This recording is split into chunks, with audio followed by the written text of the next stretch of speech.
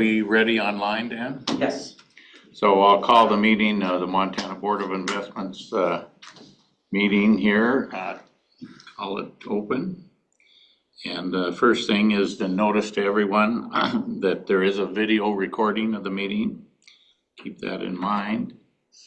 And then I always like to have Savannah do the roll call. Savannah, are you ready to do that? I am ready. Thank you, Okay. Mr. Chair, and good morning to you and members of the board. Jack Prothero, Here. Cindy Youngkin, Here. Porter Bennett, Here. Tim Kober, Here. Maggie Peterson, Here. Mark Berry, Here. Jeff Meredith, Here. Dan Trost, Here. Dwayne Iverson, Here. Representative Bob Keenan, absent, and Senator Jeremy Trebas, also absent. Voting members are present. Thank you, Mr. Chair. Thank you, Savannah. So the next thing on our agenda, of course, is to call for public comment on issues before the board. Is there any public comment? Seeing none in person, and I don't. Let me check online there, Dan. participants. We got no hands. Okay, so no public comment. No, not on the agenda, but part of our governance is that we're supposed to have a vice chairman. I don't want somebody trying to take my job yet, but I have the authority to do that, and I've asked Tim Kober to be our vice chair. I think he'll do an excellent job on that. And so I checked with him this morning. He hasn't had any second thoughts, so Reservations. it's not a formal vote or anything we do. And I assured him there's not a lot of responsibility, but I'd like to inform everybody and thank Tim for taking that job over. Do you have any comments, Tim? Thanks for your confidence. Jack. Okay. I just So have to maintain order of this unruly button. good luck with that. I've seen him in class. He'll do fine. Yeah, he gives out grades, I'm afraid. So the next thing is the minutes were in your packet for our last meeting on October 9th. Is there any update or comments on any of those? If not, I'll entertain a motion to approve the minutes as submitted So moved. Second. and seconded. Any other comments? If not, I'll call for a vote. All those in favor, please say aye. Aye. Aye. Aye. Anybody opposed, same sign. Hearing none, the minutes are approved unanimously. We have some administrative business, basically back to Mark. You got it easy, Mark. We were all here, so I'll turn it over to you. Okay, so the audit committee met. We had 3 decisions to make. Approval of the statutory compliance checklist, the review and approval of the audit committee charter, and then draft annual 2024 report was submitted to us and approved by the committee. We did have a discussion, Julie did discuss the audit checklist for us, went over that. The financial statements for the UIP and the enterprise fund are under audit right now. The draft statements have been submitted for that purpose. Unaudited STIP financial statements, which are a portion or an excerpt of the Unified Investment Program statements, have been published to our website so that our customers can use it for their purposes and their financials. And also discuss the LAD audit. The Legislative Audit Division is on site and expect to be here through mid-December before they're complete with their audit work. There is also under our charter, the committee's charter, securities litigation review, and that's presented in tab 2 of the main board meeting for review. But Mr. Chairman, our committee approved the statutory compliance checklist, the audit committee charter review, and the 2024 annual report, subject to some changes as suggested by a couple of members that had reviewed the report, and any changes subject to the audit. So with that, I would ask the full board to approve the decisions by the committee. Is it all right with everyone that we just do it in one group? Is that clear enough for our minutes, Dan? Yeah, that's fine. Okay, so you made a motion. I've made the motion, Mr. Chair. Is there a second? I would second that, Mr. Chairman. Moved and seconded. Again, any comments or questions from anyone? Hearing none, I'll call for the vote. All those in favor of those 3 decisions recommended to the full board from the audit committee, please say aye. Aye. Aye. Any opposed? Hearing none, that is approved unanimously. Anything else, Mark? No, that was a lot of work. We don't want to tire you out. The other committees did not meet, and there's no action needed there, so we can move on from administrative business. TRS and PERS are both going to have their directors talk to us later in the meeting, but I'll just ask Maggie or Daniel if there's any comments they have at this time. Mr. Chairman, we have not met since I reported last, but we will meet again on December 12th. Okay. Daniel, is there anything else you'd like to do, or just save it for when their directors are here? Yeah, I think same here. We have not met, and since Sean's going to be here later today, probably just leave it to him. Thanks. Okay, thank you. So I think that takes care of everything in tab 1. And geez, I wonder if I could ever get done before noon on the whole meeting. So if it's all right with Doug, we'll go to tab 3, and I'll turn it over to Doug for his presentation. Good morning, board members. For the record, I guess we're saying that. I'm Doug Hill. I'm the director of the commercial loans. I have before you the commercial and residential loan portfolio summary. Participation loan program has a balance as of September 30th of a little over 101 million. There's 47 loans, and the yield in that portfolio is 2.89%. There were 2 loan reservations that totaled a little over 17.7 million, and 1 committed loan for $2,280,000. No loans past due. That committed loan is since closed and is funded. I guess it's not funded, it's pending funding. The infrastructure loan program had a balance of almost 7.6 million. It's 7 loans. The yield on that portfolio is 4.07. There's 1 committed loan for 1.65 million, no past due loans. That committed loan has closed. The intermediary relending program has a balance of a little over 5.4 million. It's got 40 loans. The yield on that program is always 2%. There's 2 loan reservations totaling $583,333, no past due loans. Science and tech portfolio has a balance of a little over 308,000. Just 1 loan, and the rate on that is 7.5%. Doug, just on that, are they gonna just let that run to term, or? I think so. It's set up on a scheduled payment, and payments are just made like clockwork every month, so.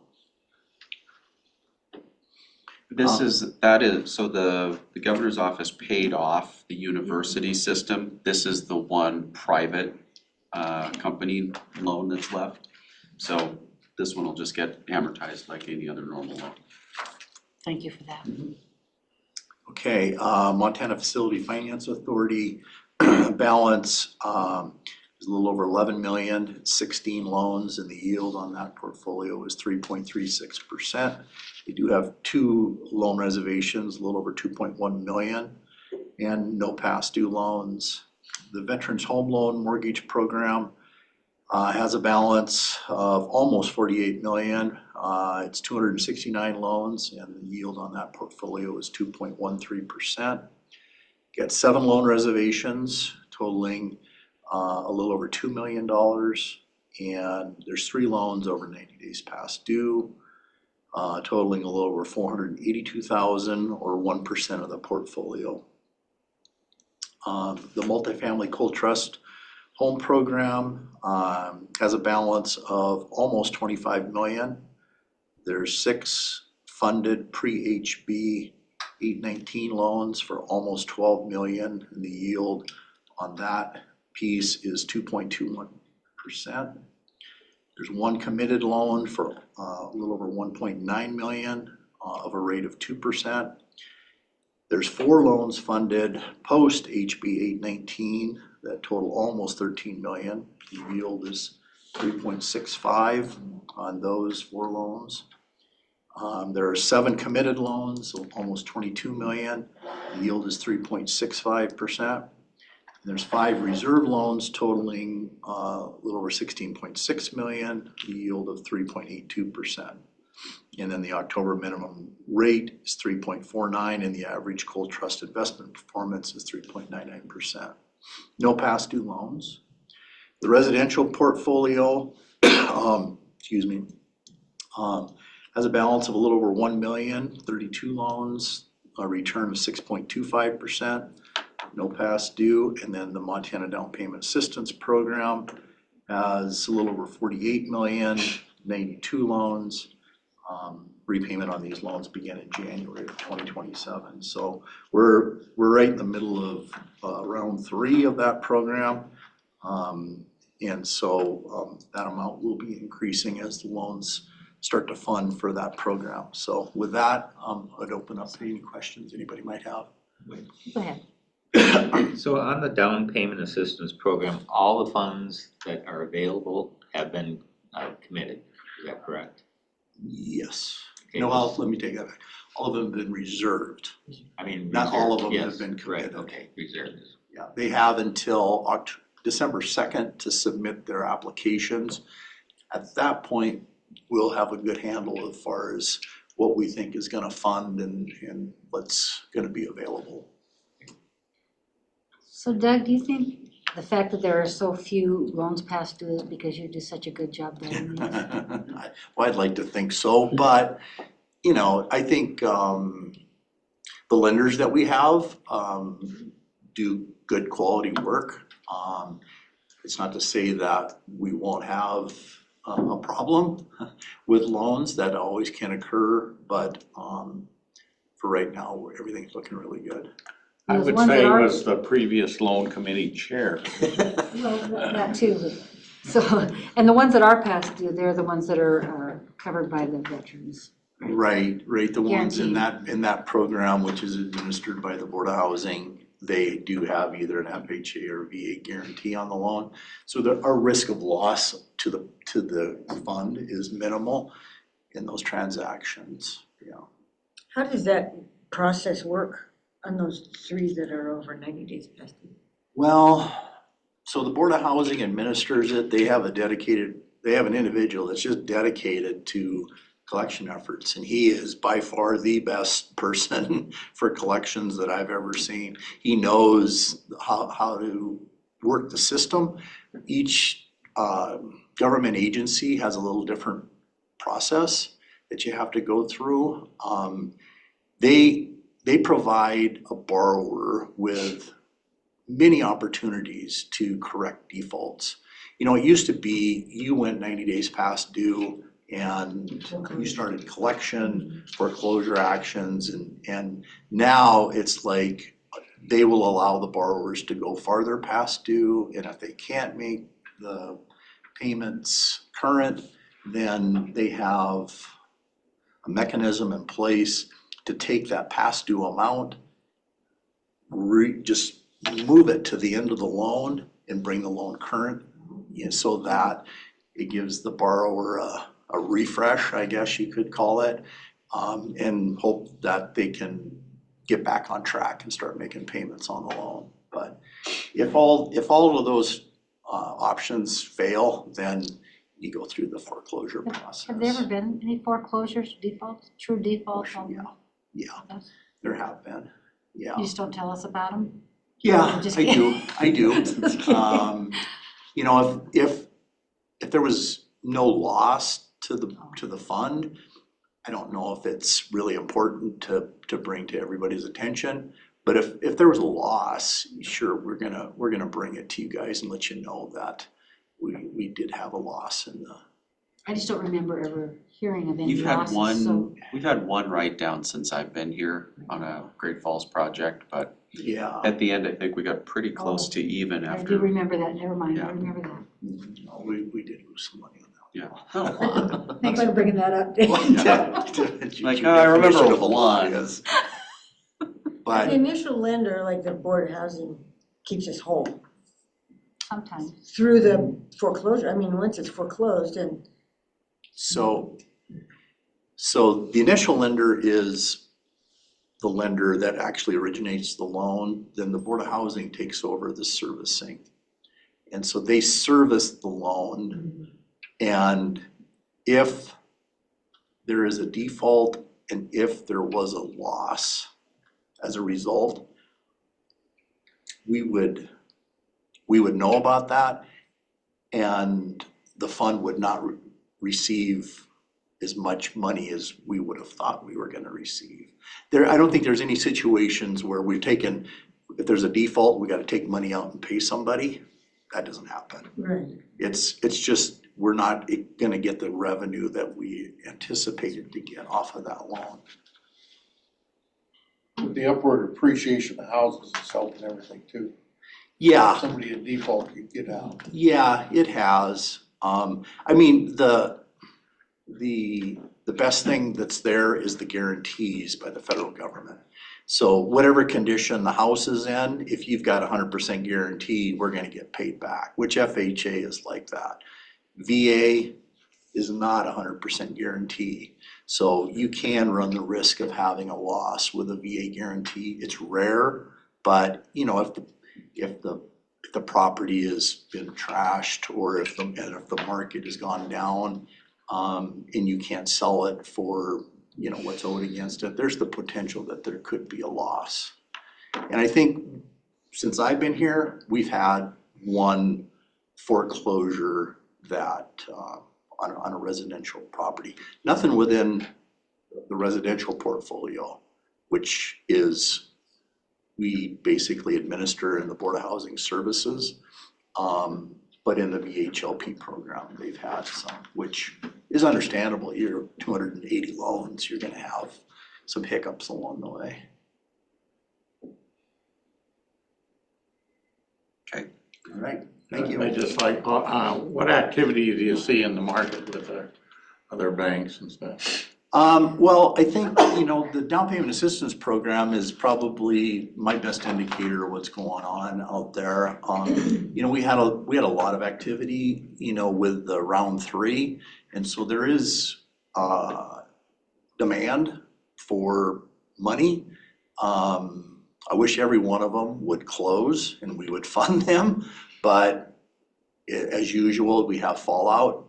But I think, you know, with interest rates, if they're leveled off, they come down a little bit, that helps versus when when interest rates are rising. I think that impacts the borrower's decisions on if they want to do what, you know, they want to purchase stuff. But overall, I think the lenders are staying pretty busy. Any other question?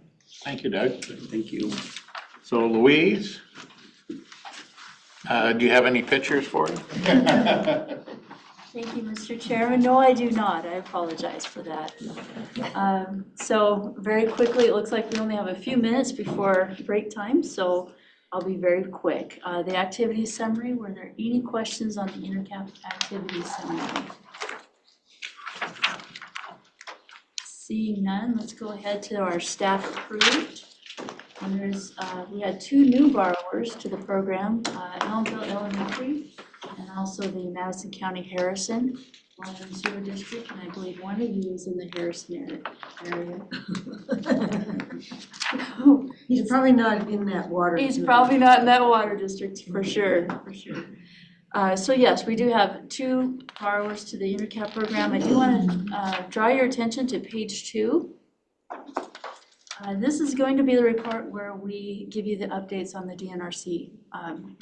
So the policy that was passed in the policy number 70.120, that was approved during the May meeting. So this is the area where we're going to keep you updated on the DNRC.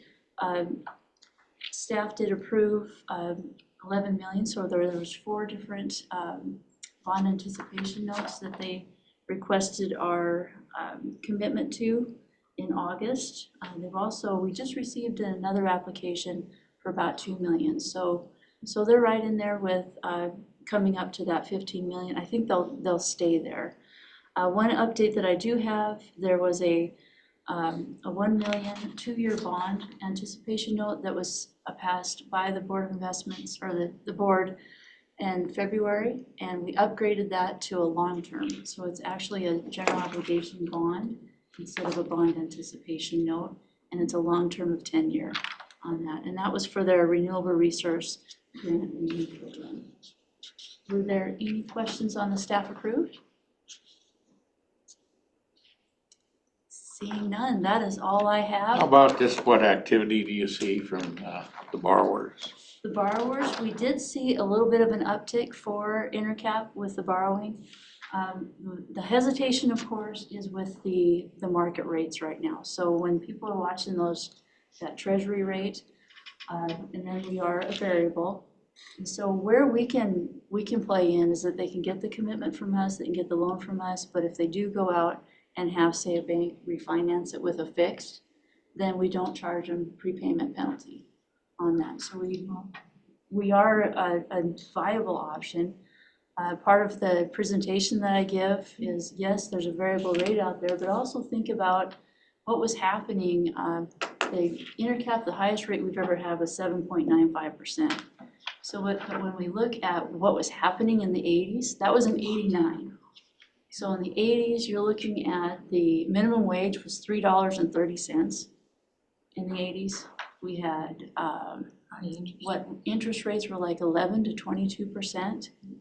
I have an example of my husband. He bought a new 84 Ford pickup, $14,000. Guess what his interest rate was? 21%. 21. Of course, that depends on your credit history and whatnot. But so I give that example in the presentations of, yes, InterCap is variable, but look at it compared to how the market is as well. So it does help. And Louise, that rate is scheduled to reset in February? Yes, that is correct. We reset every February. And that roughly tracks the 1-year treasury on a reset? Correct. 1-year treasury, and then we put a 10 basis points. Ramasco likes to call it a 10 basis points kiss. So we'll see what the rate is at that point, but right now the 1-year treasury is what, about like a 4.35 or 4.40, so the rate should come down in all likelihood. Right. And that will be well received by those with existing loans and possibly new ones. And just from my perspective in the banking world, that low 4 rate, that's tough to compete with at a bank right now. So I think it's still a pretty, really attractive financing option for these municipalities across the state. All right. Okay, anything else for Louise? Thank you. We're done with tab 3 or tab 4 now. Do we want to take a half-hour break or? Why don't we do as much of tab 2 as we can in the next 15 minutes, then break until 11. Okay, Because I think it should be relatively quick, if that's all right. that's perfectly As long fine. as you promise to have a break in them. We'll have a break. Yeah, we will have a break for sure. Member requests from prior meeting, none. You have the snapshot. We'll save item C. 2025 legislative session. Some of our more interesting stuff to discuss today. As I mentioned earlier, the budget that the governor submitted is definitely acceptable to the board. So obviously we will be in supporting that. The pay plan that was negotiated by the governor and the state employees is 2.5% or $1 per hour, whichever is greater, each of the next 2 fiscal years. No change in health insurance contributions and no change in employee health insurance costs for the next year as well. There's a number of programs that are in the budget that will impact the board, but our premise is we prefer to do investing and leave the programmatic work to some other people. So I emphasize that with the budget director and the administration. There's another $100 million proposed in a resiliency fund that'll just sit in the treasurer's fund. There is additional money for the remote office work schedule system, the ROSE project, the rearranging of where state agencies are going. And that impacts us from a direct commercial real estate holdings perspective, but they've moved the money from the Department of Administration to the governor's office. So that we'll be primarily negotiating with the governor's office instead of D of A on a go-forward basis. Another $100 million into a water trust. Most of the dams across the state that must be state maintained, there's only one revenue stream to service all of them, and that's the power purchase agreement between Northwestern and the state on the Toston Dam. It's not enough to replace, repair, and operate. So they're putting $100 million in a trust. We will invest that, and the interest income will spin off to the Department of Natural Resources. New trust then? A new trust, yep. But it still has to go through the section. Still has to go through the session, yep, still proposed. An additional $50 million into Better Local Bridges Fund. That'll just be again in the Treasurer's Fund, so not a big impact on us. $250 million for Corrections Future State Fund. That could be a blend of STIP and trust. I think it depends on how much they want to build immediately and how much they want to just park and wait for the demand. So could be a separate trust there, but I think treasurers will probably be able to accommodate it. 200 million? 250 million. An additional $100 million to the board for the Homes Act implementation, the linked deposit program. So that's 50 million in fiscal 25 and 50 million in fiscal 26. That's about the click we've been going at with linked deposit as it is. So another 100 million to us, plus amendments that the revolving funds that they gave us will actually revolve. So we'll be able to get the interest and income off of both the Deer Lodge Fund and the general the general housing affordability fund. A new K-12 trust for school facilities of 81 million, and then an additional $10 million to the Noxious Weed Trust. So all in all, the board will be, the big one. There's $300 million proposed to go to the defined benefit, to the debt and liability free account. So that account I discussed earlier that paid off the science and tech loans, there's another 300 million going into that one time only. That will be dedicated solely for stabilizing the defined benefit TRS and PERS systems. So if we ever don't meet our actuarial hurdle inception to date, so if we fall below that 7.3% inception to date number, the budget director can transfer assets from the debt and liability free account into the TRS and PERS accounts. They also increase employer contributions for the DB systems by 0.2% each of the next 10 years for an additional 2% in employer contributions. That's in the public? PERS and TRS, both. In both of them, okay. The state will cover their portion of the 0.2% by using the investment income we get off of the 300 million they deposit. Does that go in the trust fund then? So the employer contribution will go up 0.2, the state will cover that contribution increase. The debt and liability free account of 300 million goes in the TFIP. No, it splits between debt and liability free and general fund, and then they'll pay it out of the general fund, Okay, just like a regular employer contribution. okay. So the other piece that is built into that piece of legislation, you've heard me rant and rave about the legislature wants us to go get higher income on the coal trust, but then gives us all these subsidized loans to deal with, and that eats into our returns. The debt and liability free gives us the authority to sell lower performing loans into the debt and liability free fund as opposed to keeping them in the coal trust. So we'll be able to fully invest in the coal trust, and any below market loans that the legislature has authorized will reside elsewhere. Because the debt and liability free not getting 4 or 5% income, they don't feed programs. They don't fund DEQ operations or conservation districts or coal trust. The coal trust income doesn't feed programs or bridges or water or sewer. So we'll put the lower yielding loans in the debt and liability free and then fully invest the coal trust. So work on our part, just in the paperwork side, but better yields for the state overall. How much money do they need for the 2% they're gonna, coming out of that fund? Oh, maybe 7 or 8 million a year. Okay, so the If lower rate's nothing. not gonna be a problem. No. And where is the debt and liability free account residing? Is it a state? Right now, it's part of the treasurer's fund, and we have a separate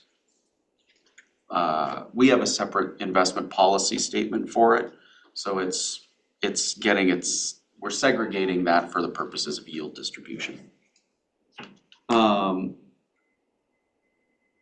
So yeah, all in all, about $991 million that will be impacting the board over the next 2 years. Luckily, not on the programmatic side, more back to our core base of we invest the money, you guys figure out what to do with it. What's the purpose of this resiliency fund? If there's some sort of flood, fire, some sort of natural disaster, the locals a lot of times don't have the resources to fully respond to it.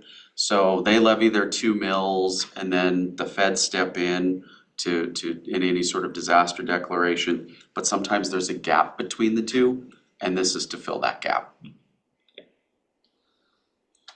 So all in all, that's basically to me good news, nothing that we can't handle or we basically before.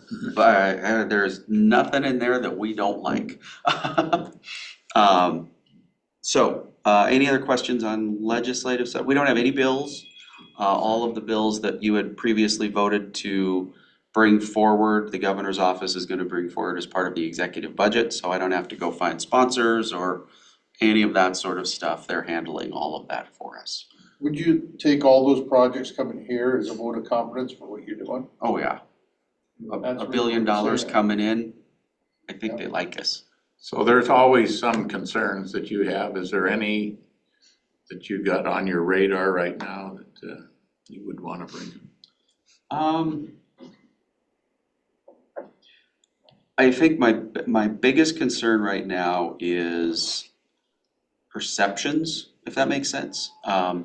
We have a lot of the housing money, and there's some folks who would rather that be carved up in different ways and go to this program or that program.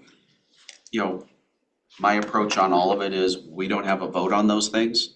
If the governor and the legislature say we're gonna do it, we're gonna do it. If they say someone else is gonna do it, they're gonna do it.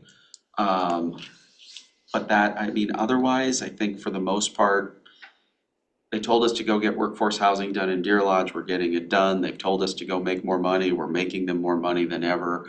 mean, we've restructured the treasurer's fund to get them some better yield based on some better data. State fund, we've adjusted their portfolio to get them some additional yield. We're driving down costs like crazy. This is the year we may be able to turn off some of the expenses within the STIP portfolio to benefit everybody. I mean, we all know what we have to do, and we've been pretty good at doing it. These additional funds don't go make us chase things that we wouldn't want to invest in. We already got the program put We have all the programs, right. There's nothing in here is a, hey, thou shalt go buy this venture capital fund, or there's no, what I would call a breach of fiduciary duty where the legislature comes in and says, hey, you have to go do this, that, or the other. We're not getting any of that. So this 990, that's in the governor's budget Yes. proposal? You haven't heard of anything else coming from other legislators or anything? Yeah, I think the legislators will want to build the additional 28 units at Deer Lodge. I see that being a thing.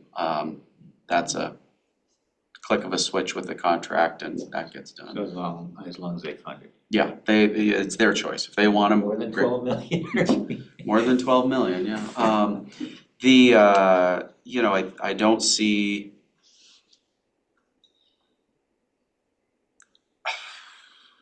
I mean, maybe something on, there's been a gap with some of the mental health providers and being able to afford group homes or residential treatment facilities, and they may want to create some sort of loan program around that.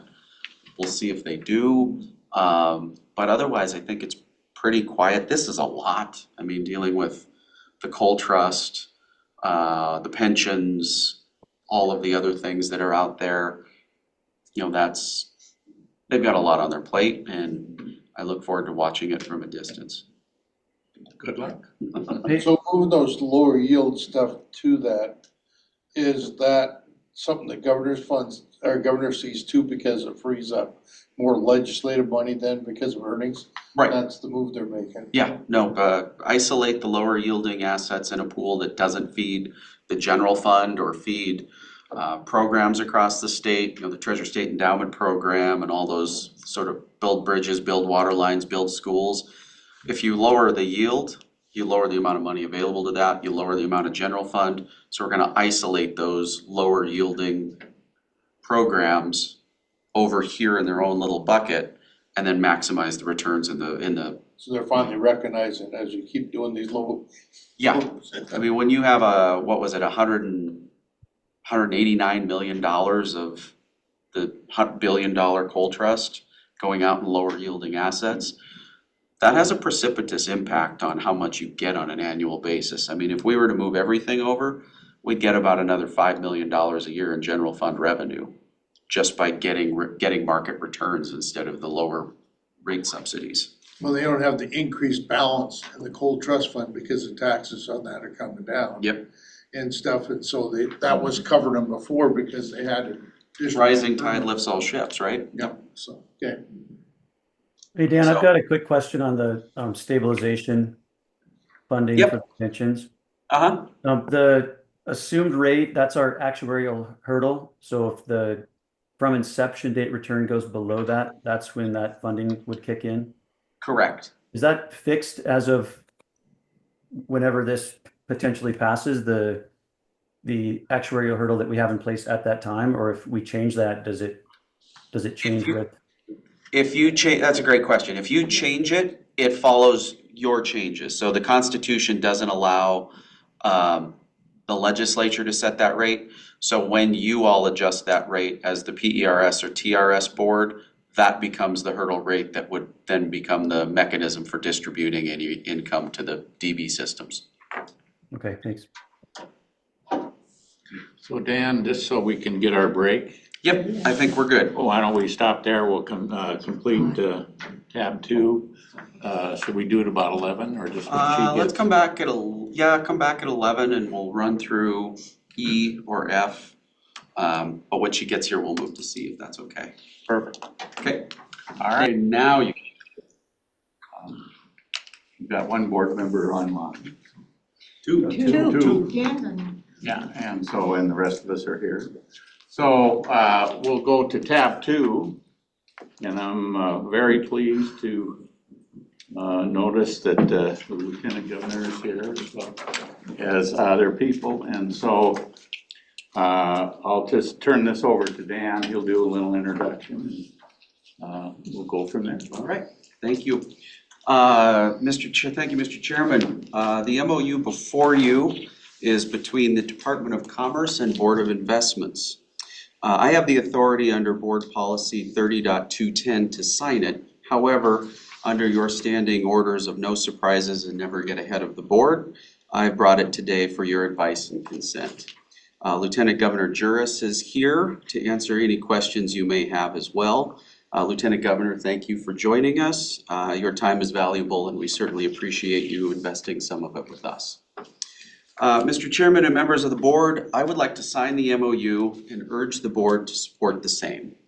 The MOU, as stated in Section 3, merely seeks to clarify, not change or amend, clerical roles and responsibilities between the board and the DOC. I'll take just a moment to explain my rationale. Section 4 delineates obligations of the parties. Romanet I ensures BOI is responsible for data entry tasks such as payroll, reimbursements, budgetary reporting, etc. This is an efficiency. It requires BOI to adhere to DOA policy and rules, which we do today. It further provides another layer of oversight by the Department of Commerce.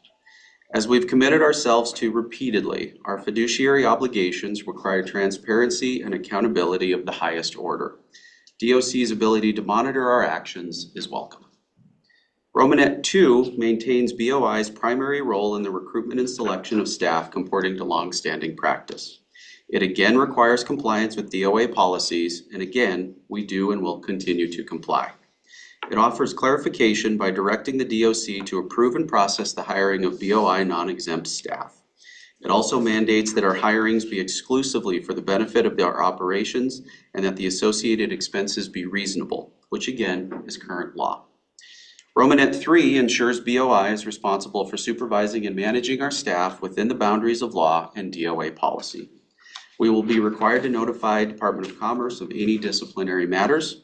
This will be done with absolute care to ensure no personally identifiable information or protected information is inappropriately divulged. It also directs DOC to provide uninterrupted IT system access and services to BOI employees so that we may perform the clerical tasks associated with these hires. Finally, it requires DOC to transfer all BOI personnel files to us within 30 days of execution. Romanet 4 mandates BOI develop and implement an employee pay plan, or PGPs, and maintain all supporting documentation. This is already done. It requires us to comply with law and DOA policy for non-exempt employees and maintains the board's authority over exempt staff. DOC may monitor our implementation, which we again welcome. Romanet 5 requires we continue to use DOC, DOA, or an approved DOA contractor to classify non-exempt staff. This has been and will remain our practice under the MOU. Romanet 6 addresses our budget submission to the Department of Commerce, the Office of Budget and Program Planning, and the Governor as an executive branch agency. The MOU directs the Department of Commerce to include our budget request in their budget submission. BOI's budget request must continue to be exclusively for the benefit of the assets we manage. BOI may further input our budget directly into the IBAR's executive budgeting system for the budget director's and governor's review, amendment, or approval, which is a new efficiency. Romanet 7 allows me to present information to the governor and legislature directly. This complies with Board Policy 30.220 and current practice.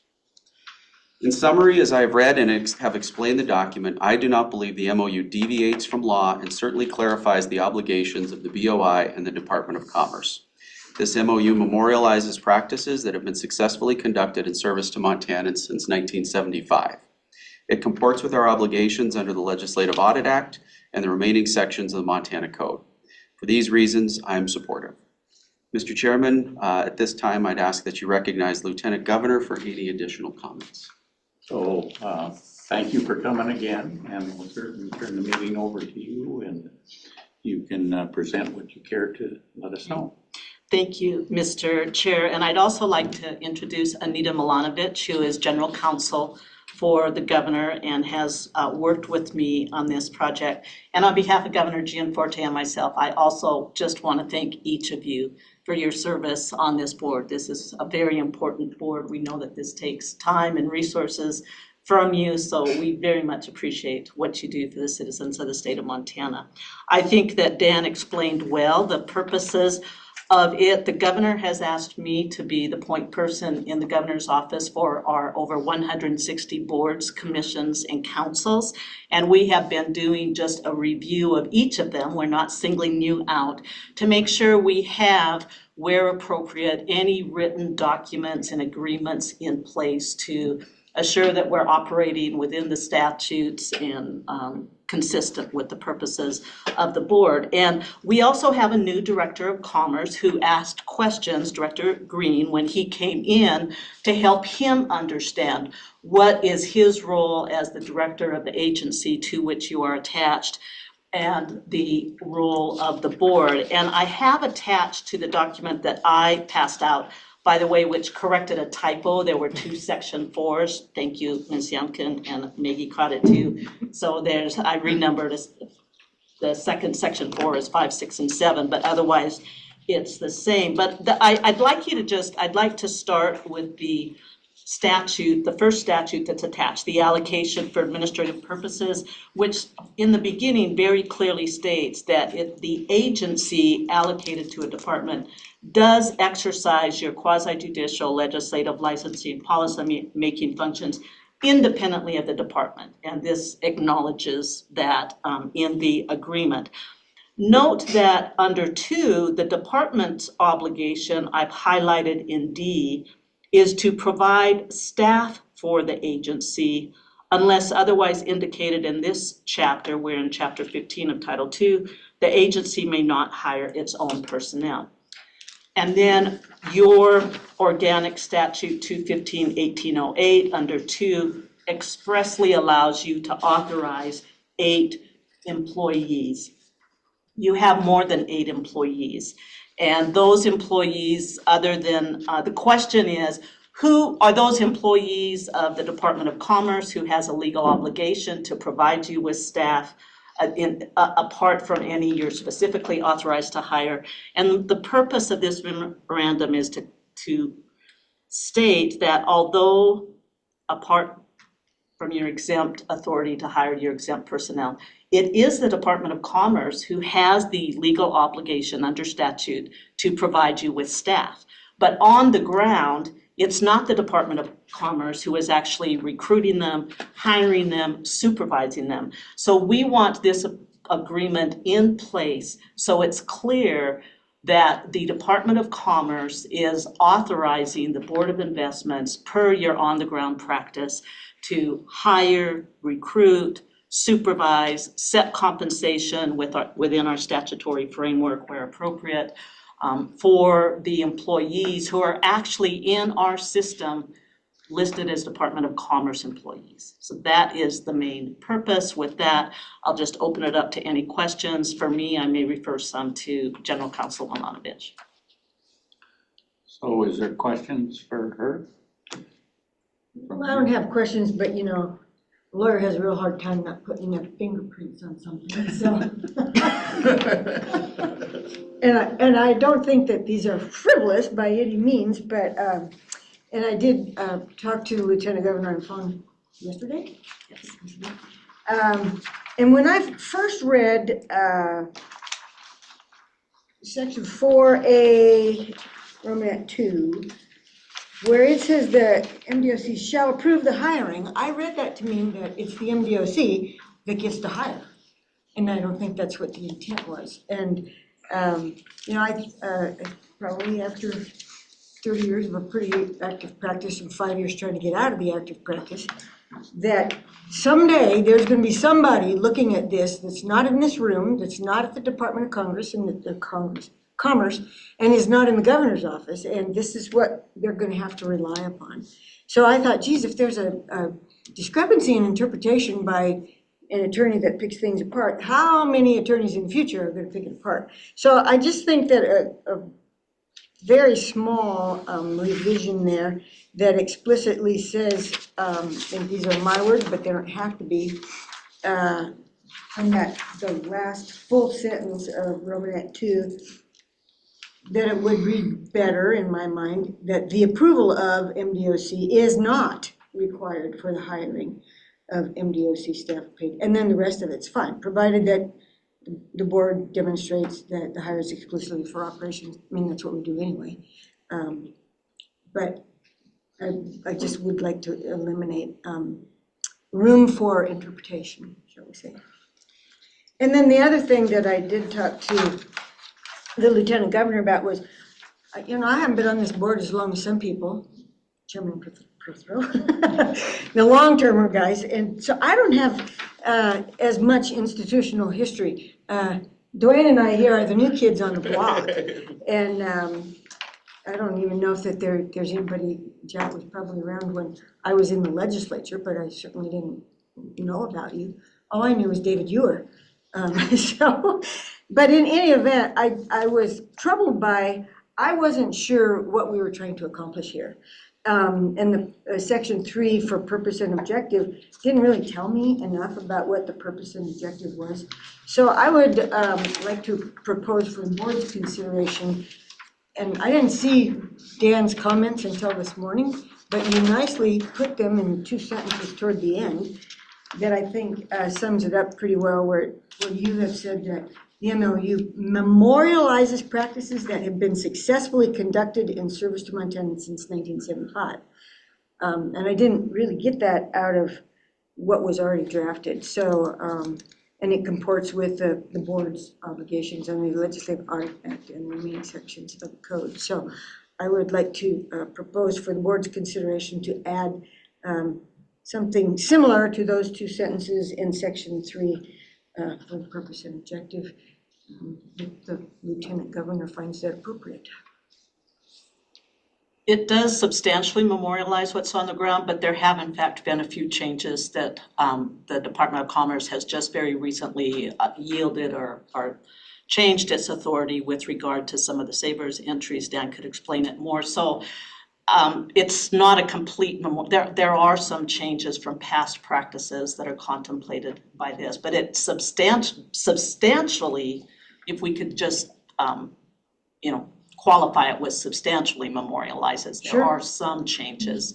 Do you have any additional comments, Anita? The only comment I guess I would have there, if the inclination is to say substantially memorializes, I too, wearing the hat that you've described, board member, I think saying substantially memorializes raises a question in a future. No one in the room knew what the document was, and now we're wondering what wasn't and what was. So I guess my thought is just to simply, I guess I lean towards just saying to clarify, but would just have a little bit of concern saying substantially memorialize when we don't denote which piece is the memorializing and which piece is the addition. So, Mr. Chair and board members, I think the applicable section in section 4 is, at least to me, the most important section of the memorandum. So if it's all right, could we maybe focus on 4A2 and the recommendation that Member Youngkin had? If you could read that, the sentences you described it, and we can get feedback on this, because my goodness gracious, I'd love to get this done today. Well, it is 4A Romanet 2. It's on the top of the second page of the one that the Lieutenant Governor passed out, which is pagination is slightly different than what's in our notebooks. But the last sentence in that currently reads, MDOC shall approve the hiring of MDOC staff paid for with revenue, etc. And what I would propose, like my words and where I put them, is that before, in that same sentence, before the first MDOC, put the approval of or approval by MDOC is not required for the hiring. So you would delete shall approve. I'm confused How by about just use review instead of approve? Well, let's Review would if be we could keep one, so the sentence would read, as you're proposing, the approval of MDOC is Not not required. required for hiring. the hiring. Right. Is that the Yes. read? Yes. Okay. And you would delete the word shall approve. Because to me, as I said, to me, that meant that it's a requirement for MDOC to approve approve what's in that subsection 2, the recruitment selection of our staff. I would like to hear Anita's comments on that, please, Mr. Chair. Thank you, Mr. Chair, members.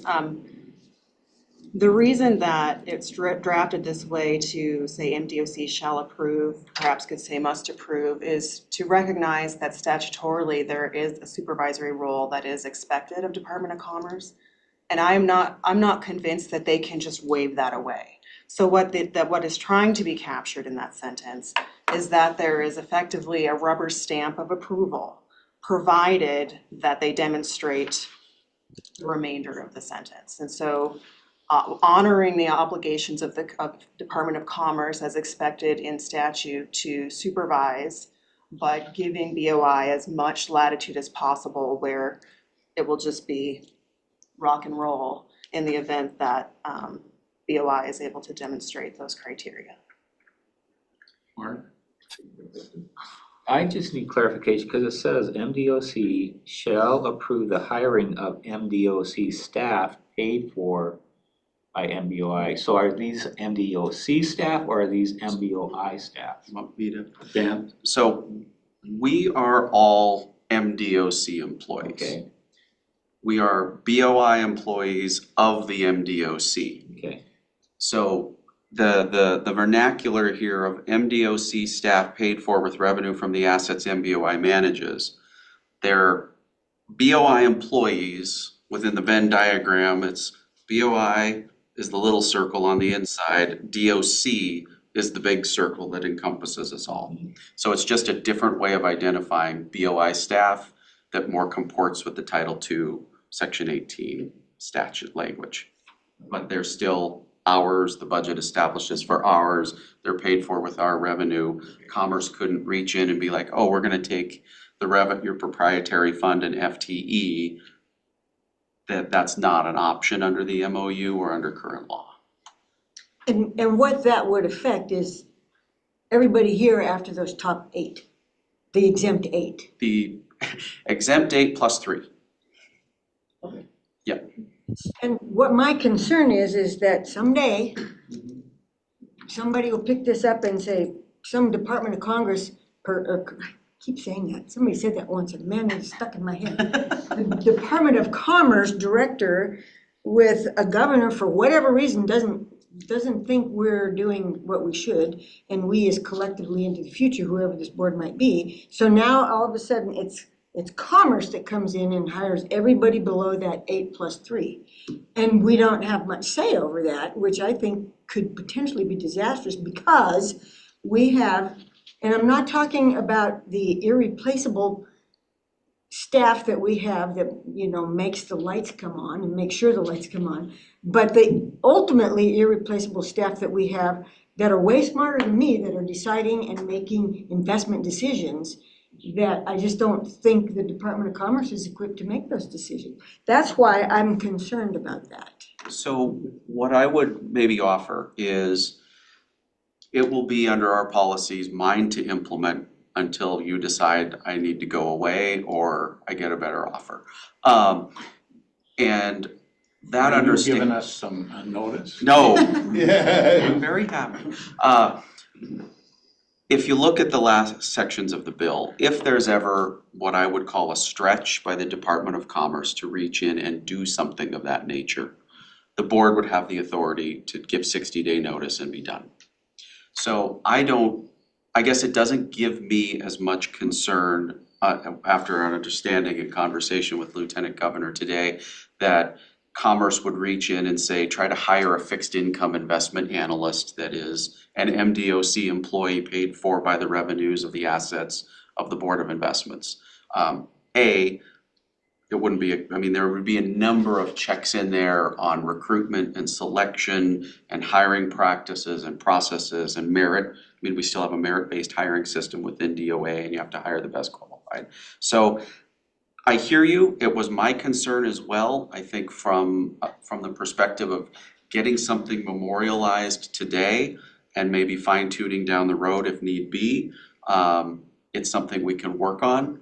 But given the understandings and the record we've established here today, I think I'm comfortable that the Department of Commerce does not have the ability to come in and say, here's who your new fixed income analyst will be. Here's who your new STIP investment accountant will be. Is that accurate? Yes, Mr. Chair and members. You, by statute, clearly have the authority to hire your aid exempt, which includes your financial people, and MDOC will never supersede that. This, right now, MDOC by statute does have the authority to hire all but your exempt people. They do have, by statute, they are legally obligated to hire and provide for you. This limits their authority. This really protects the board in just the way you want to be protected. By limiting their authority, you have the ability to recruit and hire, and they must approve. And if you want to change that MDOC shall to MDOC must, I think that's a change we could approve today. They must approve whom you hire as long as, the rest of the sentence is satisfied. And I'm not concerned about the rest of the sentence. I just thought the way I read it was that they get the final word, or they get to do it. And I realize what the statute says, but that has not been in practice for 50 years or so. And I would have heartburn if it changed. And I don't have any concern about the current administration. That's not what I'm concerned about. But in this thing, it automatically renews for successive biennia unless one party does something. Well, I've seen crap, frankly, that gets automatically renewed because nobody did anything, and then somebody pulls it off a shelf and blows the dust off of it, and then the you-know-what hits the fan. And maybe I'm just being too cautious, but, I've always exercised with great particularity to plan for the worst and hope for the best. Porter, do you? My only concern about it is the constraint it puts on the ability to hire who you want. I mean, this board or institution here, whatever, is when it's looking for employees, it's competing with some very serious players and that have a lot more financial latitude than the state does. And I'm concerned about the competitiveness of the people that are eligible to come to work here. If the Department of Commerce they don't have to say you can't hire the person. All they have to say is we can't pay that much, and that person all of a sudden falls off the table. And I think that's the concern that I have. I don't understand. I'm brand new to this. This is not anything where I have any history. But my concern is I don't know how much of this is a change, as you made comment earlier, that some of this is new, some of it's old. I don't know how much of this dimension is new versus what was there before and has been the practice. Well, I would like to address that. The board, and one of the statutes I have attached is 218-103. And that is the statute that exempts some, but not all, of your employees from what we call the state classification and pay plan.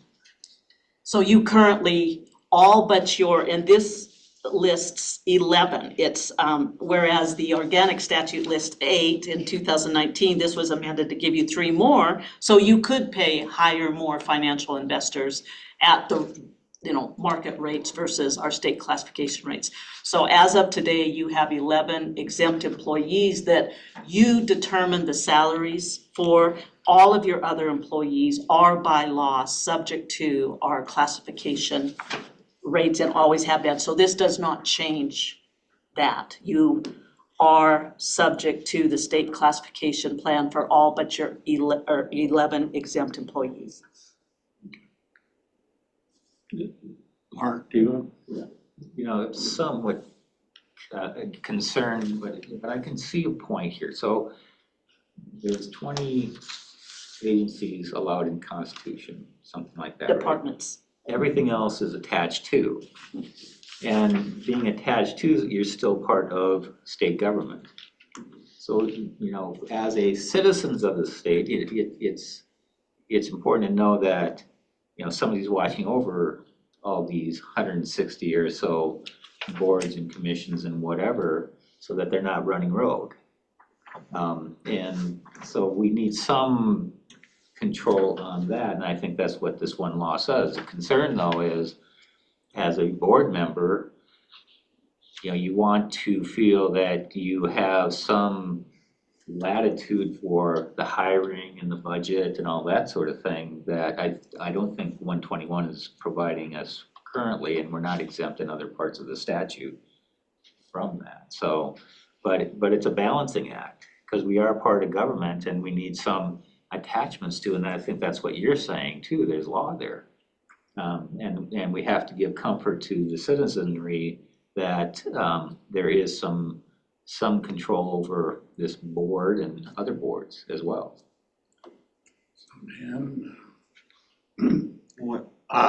Dan has got the authority to sign this without us passing the motion. Again, as part of our governance, we want to make sure that he's not out there. We're trying to control Dan, not he. And but my preference would be to do what Dan is recommending, in that we proceed with this today, even with some of the comments. But I think both having you here and you here, you understand where we're coming from. And we want to, ultimately, all of us want to do the best job we can for the citizens of Montana with the proper controls. And so, what would you propose? Do you need anything from us, or what would you like us to do? Well, my intent is to sign the memorandum as presented, attach my comments in our internal, and we'll build it into our orientation packet for new board members. So it's right there, front and center, that everyone will see it on a go-forward basis. And, you know, to the extent that the Department of Commerce reads it in the adverse, as Member Youngkin has pointed out, if there is some sort of stretch by the Department of Commerce, I will execute the 60-day termination notice, and you all on floor 2 will be hearing from us. Because I think that's the appropriate venue for that sort of, I don't want to say arbitration, but for that sort of conversation. And that will be documented in our processes. But to me, I think having a better understanding, and thank you to both of you for coming, I think this gives us the flexibility we need to do the job without any sort of interference, while also staying within the boundaries of statute. So that's my intent. Yes. Dan, I have just a quick question or idea. You know, I look at that too, the way Cindy has, and the word shall is a little bit loaded, because you don't know if it's implying the authority to approve everyone or saying they have to approve everyone. I wonder if we could just slip the word automatically, shall automatically approve, as long as we follow all of the requisite provisions for hiring. Or maybe you could say that approval, maybe there's deemed approval if we follow all of those things. Just an extra word or a different way to phrase that to take care of Cindy's concern about the word shall. Just an idea. Maybe it's something for the future, but wanted to throw it out there while we have folks in the room that could discuss it. You have any comment? Or If we were to change it, I think the proper change would be must approve, if there's any doubt. But I'd like to hear what Anita's thoughts are. Yeah, I mean, I've heard 2 options proposed. One, of automatic approval. That one, I mean, I could be amenable to that. I think that's the concept that's trying to be captured in that sentence.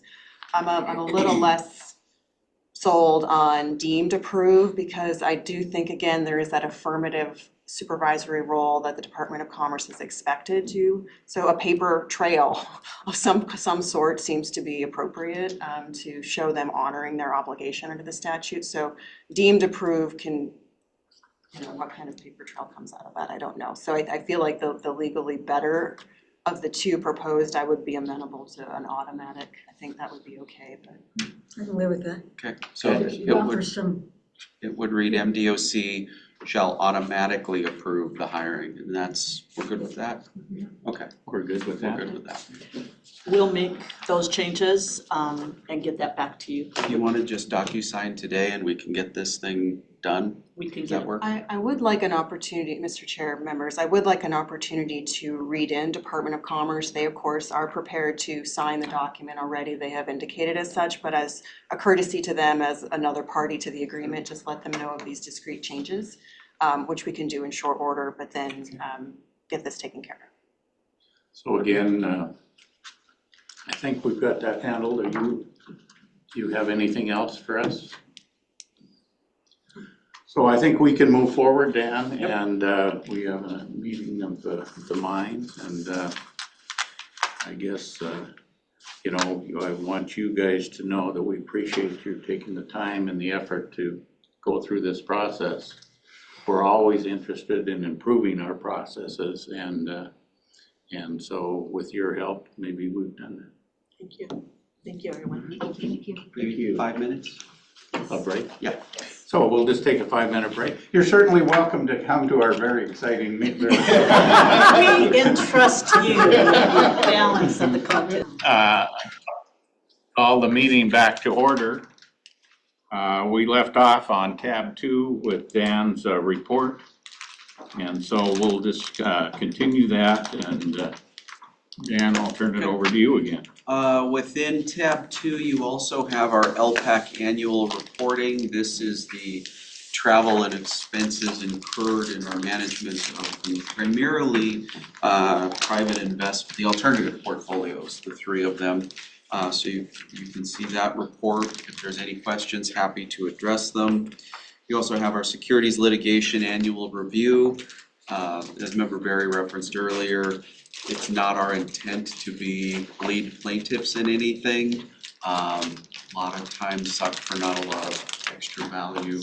So we sign up for the automatic tracking systems and just, get what we can when we can. We'll be recommending a revision to the securities litigation policy in the annual policy review that will broaden what asset classes are covered under that, so that it's not just the alts, but it gets fixed income, publics, all of them.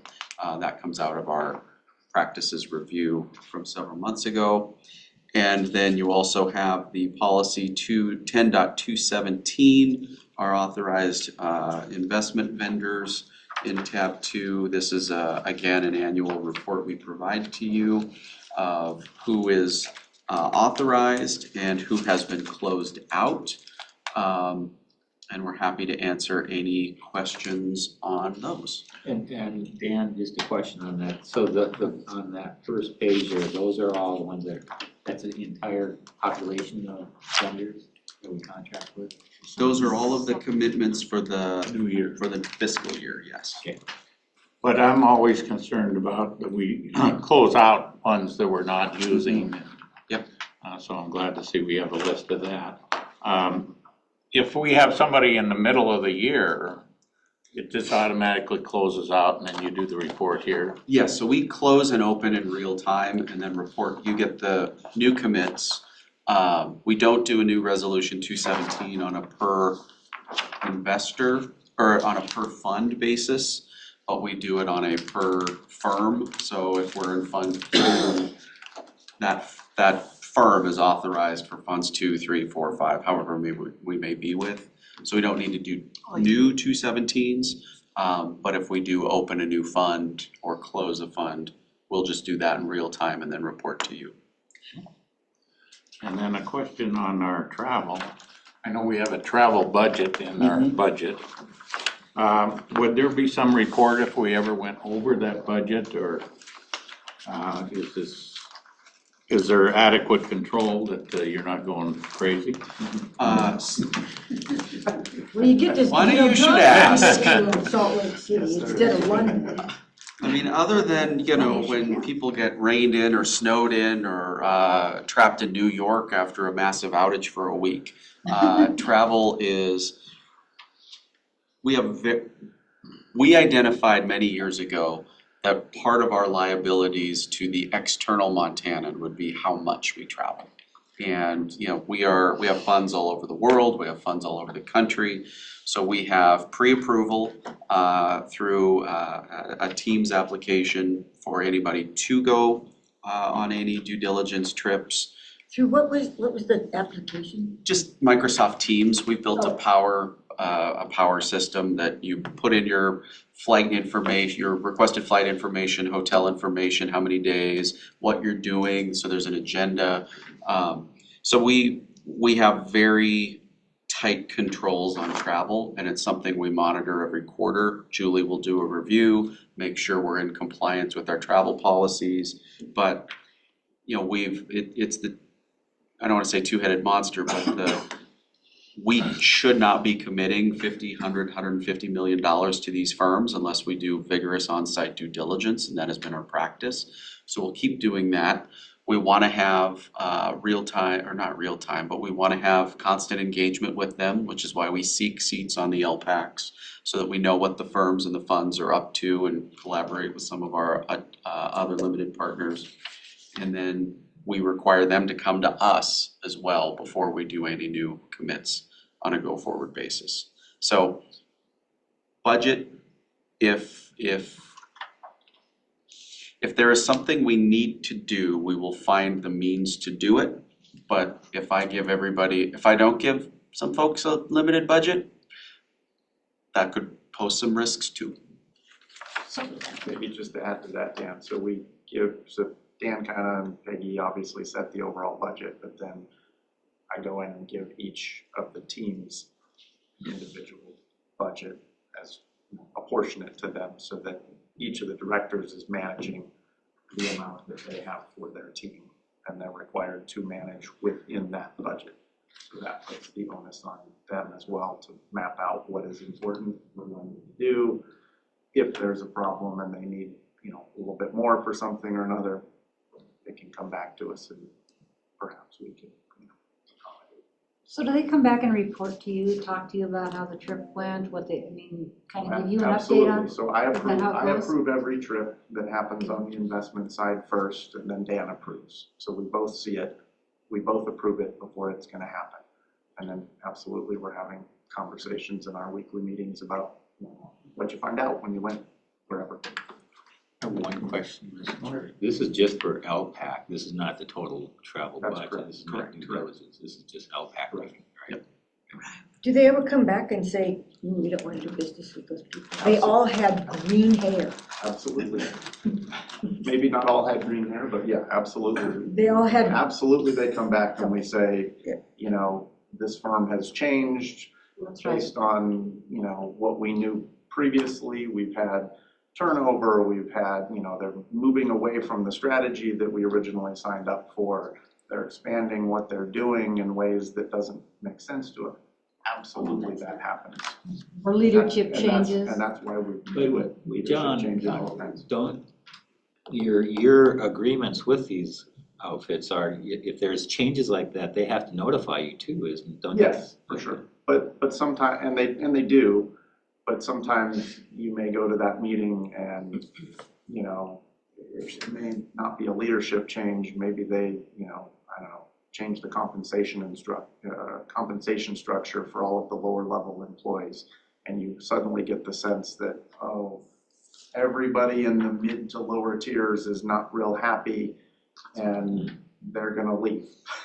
And maybe they're the ones that are driving a lot of the deal flow or something, I'm making up an example, but you get senses of that. You oftentimes you learn things from the other LPs that are there. We were talking to them and they told us this. I didn't hear that before.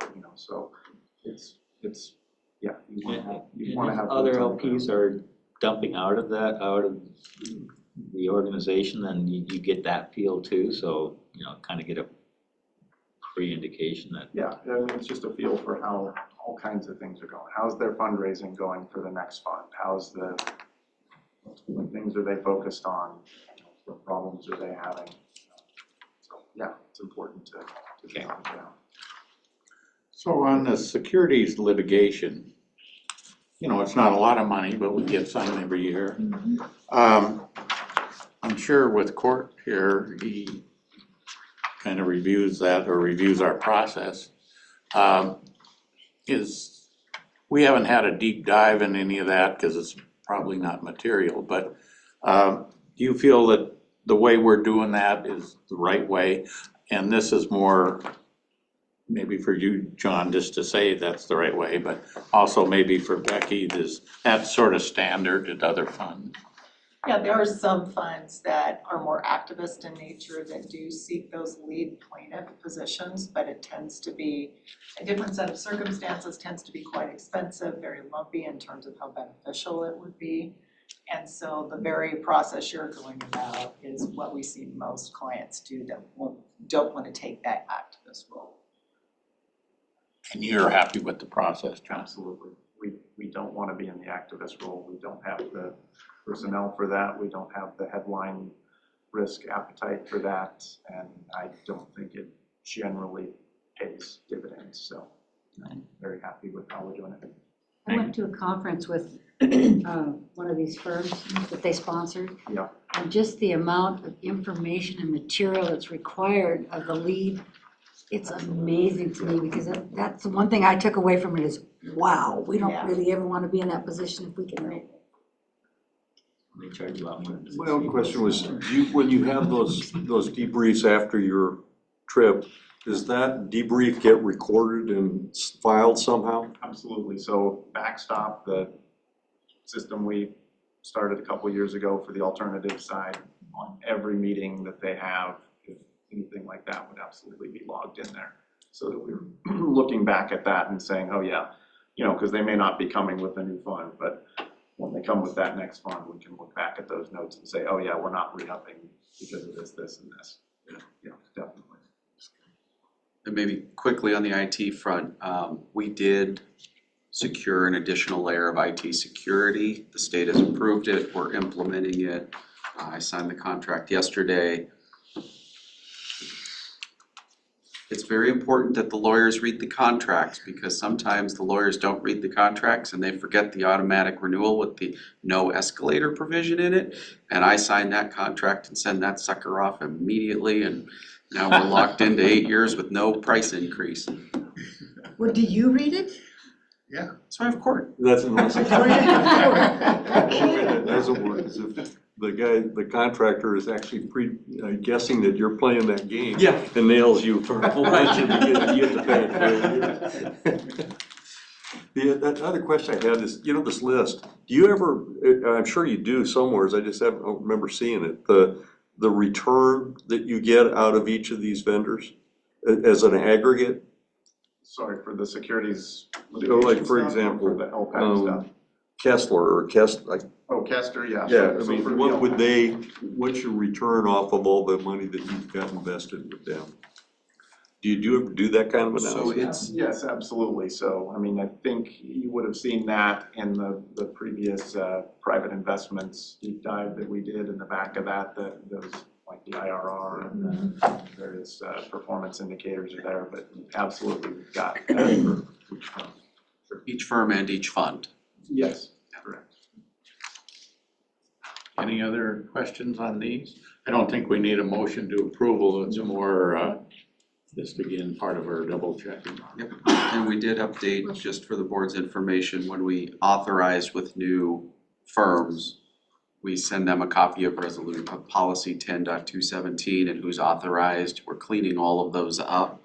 We're no longer going to have the alternative pools back each other up. So Ian and Thomas will have privates, Ethan and Rob will have real estate, real assets, and then John, Peg, and I are on all of them. We figured just for control perspective, now that we have some pools, within real estate they crisscross with fixed income, just making sure that we narrow down who is authorized.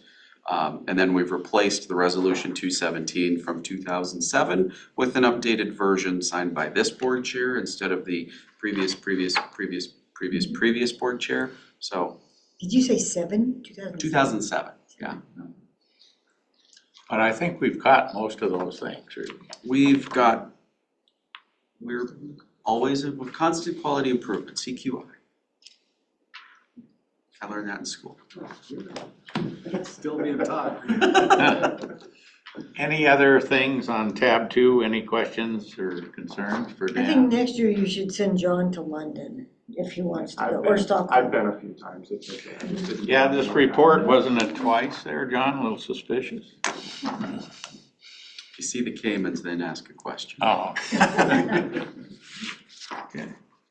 All right. So we'll take a break for lunch. We have to pass up policy. No, that's the standing policy. It's just informing you of who's new and who's Yeah, he's out. gotta do that once a Yep. year.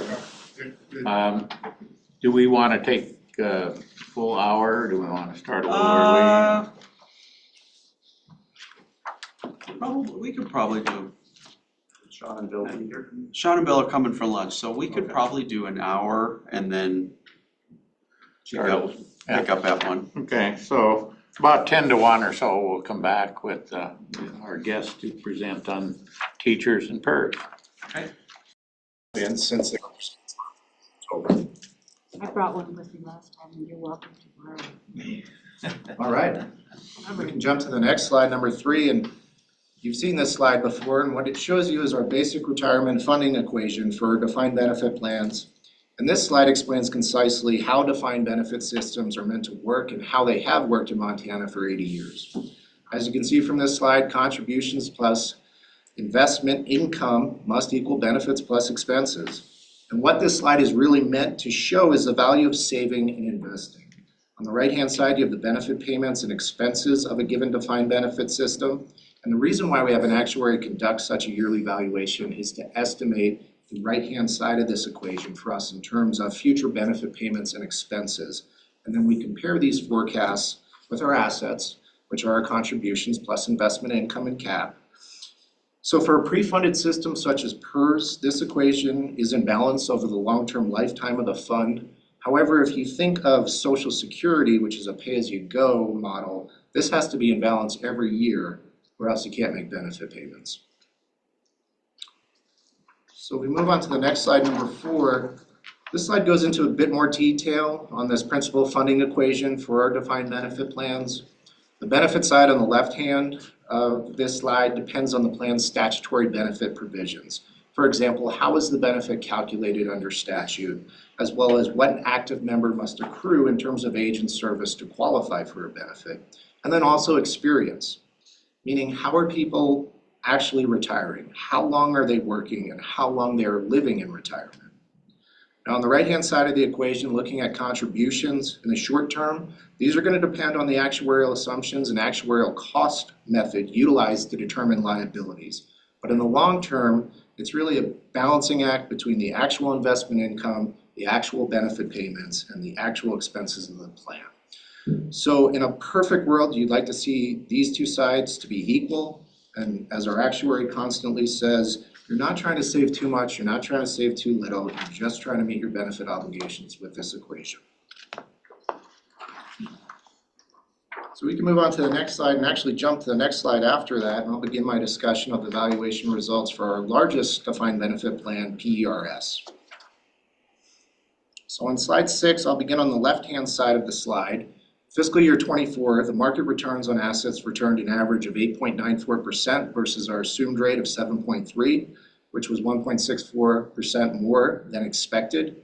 The actuarial assets return averaged 9.03% versus our assumed rate of 7.3, which is about 173 basis points more than expected. Now to come to the actuarial asset return for the year, our actuary smooths in gains and losses over a 4-year period. So we don't base the valuation off of the result or the value of the investment return in that first year. We phase in a quarter of that gain or loss, and then for the next 3 years, a quarter of that gain or loss is realized by the plan. And that's why you see the difference between those two numbers. So due to the recognition of robust payroll growth in PERS of nearly 7% this year and strong investment performance last year with roughly $118 million asset gain due to the system's investment return being above our assumed rate, as well as a 4-year smoothed in recognition of gains and losses, this year we have a $124 million gain in terms of investment income. So this in turn has led to a decrease of the overall unfunded accrued liabilities of the system by about 7.6 million, from 2.361 billion to 2.354 billion, and an increase in the funded ratio of PERS by nearly a full percentage point, from 74.77% to 75.72%. And in addition, as a direct result of these developments, the amortization period dropped from 28 years to 27 years for our PERS system. Do we get to take credit for that? Absolutely. Because then we have to take blame when things go south, so just don't say No, we anything. just blame John, we blame John when things go south. So Bill, Yeah, go ahead. I think actuaries, I heard one of them talk about, to do it now right, it's a 30-year to be doing things right. But there were some talk about moving that to 25 years or something. Yeah, there's been a number of different systems that use between 25 and 30 years. Some even use 20 years. I don't know that there's necessarily a magic number. Under state law in Montana, to be considered actuarially sound, you've got to amortize your unfunded liabilities in 30 years or less. So at least here, that has always been our measuring stick. And so ideally, you'd want it to go down, but you basically think things are fine. I think things are going very well right now. We're on the right track. Okay. You got a goal, like 25 years or something, or? An aspirational goal is to be 120% funded, where we have no unfunded liabilities. That's truly a component of our board policy. Any lowering of the period to amortize our debt load is beneficial, and we always want to push for that any way we can. There's a statutory target of, I think it's 25 years? 30. No, so below that where the supplemental contribution goes away. Yes, okay. So in 2013. When you get to 25. When you hit to 25 and you amortize it under 25 and you can drop the supplemental contributions and stay under 25, then those additional state contributions go away. So the legislature has said, we want you in and around that 25-year mark. And then when they can pull additional contributions out, they'll do that, but it has to stay in that 25-year mark. Okay. You were on a roll, sorry. All right, no problem. All right, moving to the next slide, number 7. Again, due to strong investment performance above our assumed rate of return, our market rate of return, our smooth actuarial rate of return exceeded the board's assumed rate by 150 basis points. Turning our attention to the middle column of this slide, the market value of assets are roughly 91.5 million less than the actuarial value of assets. And again, this is due to the 4-year recognition of gains and losses being smoothed into the plan. Turning our attention to the far right column, this column shows the gains and losses we anticipate experiencing during the next 3 years using the board's 4-year smoothing process. More specifically, if all assumptions are met moving forward using our 4-year smoothing process, this year's gain will be used to help to continue to offset fiscal year 2022's negative 4% rate of return, and we will recognize an actuarial loss of $164 million. But all is not lost, as and this is, let me explain, this is attributable to the fiscal year 21 28% rate of return rolling out of our actuary's 4-year smoothing process at that time. However, thereafter, in fiscal year 26, we're scheduled to recognize an actuarial gain of $45 million in fiscal year 26, and thereafter, we anticipate experiencing a gain of $27.8 million in fiscal year 27. Turning to the next slide, number 8, this bar graph shows our active and retired members in PERS. The active members in light blue have stayed relatively stable over a number of years, which we assume, but you will notice an increase between 23 and 24 of about 3.3%. And of course, our retirees noted by the dark blue line are part of an aging population that is increasing. A gradual increase in retirees, which we see on this chart, is anticipated for any mature pension system, such as ours, that was established in 1945. 16 years ago, we had 0.6 retirees for every one active member, and today we have 0.84 retirees for every one retiree in the system. We can turn to the next slide, number 9. This chart compares PERS, or PERS, salary and benefits over the last 16 years. And you can see the average salary has increased over this time period, with slight increases in the average monthly benefit paid as well. I note a 3.4% increase in salaries for fiscal year 24 for PERS covered members, and a 3% increase for the average benefit paid in fiscal year 24 from the previous year. The average yearly benefit for a PERS recipient, you can see on this slide, is $21,975, which marks an increase over last year of roughly $642. The next slide, number 10, demonstrates total PERS covered payroll in red and benefits paid in green on this graph for the last 16 years. And it shows that total covered payroll for PERS over this period has generally continued to grow. This past year, we did experience an increase in covered payroll of about $100 million from the previous year. And this was mainly due to a roughly 1,000 member increase in our active population within the plan, as well as an average increase of 3.4% in average salary from last year to this year, which produced a 6.8% increase in total covered payroll from FY23 to FY24. Bill, where did those new employees come on at? Were they state, local? State and local, I would say. It's broken down. Any breakup, like percentage-wise? Is it still in that 55-45 range, or is it I would mostly put it local? somewhere in that ballpark, yeah. And so looking at this top red line, this is where our 3.25% payroll growth assumption comes into play. This assumption is looking at this top red line, and it's expecting it to grow at that 3.25%. And when it does, like this year, and actually exceeds the assumption by roughly 355 basis points, like this year, it shortens the system's amortization period to pay off unfunded liabilities, because we're bringing in more cash in the form of contributions off of that covered payroll than we expected to. So during fiscal year 2024, you'll note at the green line about $569 million in PERS benefits were paid, which marks an increase of roughly $26 million from last year. The next slide, number 11, shows the historical value of assets for the PERS system on both a market and an actuarial value going all the way back to 2008. Market value of assets are represented by the dark blue bars going up, and the actuarial, or the smooth value of assets, is represented by the red line. And so again, to come to the actuarial value of assets, we smooth in gains and losses over a 4-year period. For this past year, we're sitting at an actuarial asset value of roughly $7.3 billion in assets in PERS, with a market value of roughly the same, $7.249 billion in assets. So the actuarial value of assets and the market value of assets are on relatively equal footing. And again, this is due to the fact that we experienced positive investment performance of 8.94% this year. And if you look at this graph on a historical basis going back to 2008, the beginning of the economic crisis, you'll note the trend down in assets until about 2012. And then since this time, we've really been in a period of positive return with the exception of FY22. And then finally, the last chart at the bottom shows the investment returns on a smoothed value and on a regular market return basis. And again, you'll note the 4-year phased-in recognition of gains and losses at work with the difference between those two sets of numbers. Move on to the next slide, number 12. This slide demonstrates a comparison of PERS's actuarial assets versus the unfunded accrued liabilities of the system. So on this chart, you can see the impacts of the Great Recession in 2008 and 2009 on both assets and liabilities.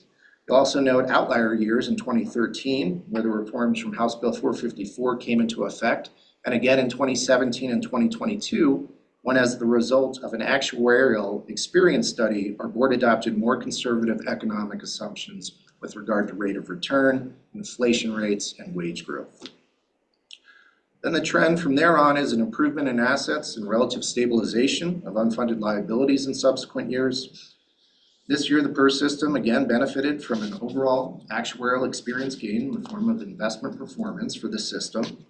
As a result of that, the assets of PERS increased by $342 million to $7.3 billion, and the unfunded liabilities of the system decreased by 7.6 million.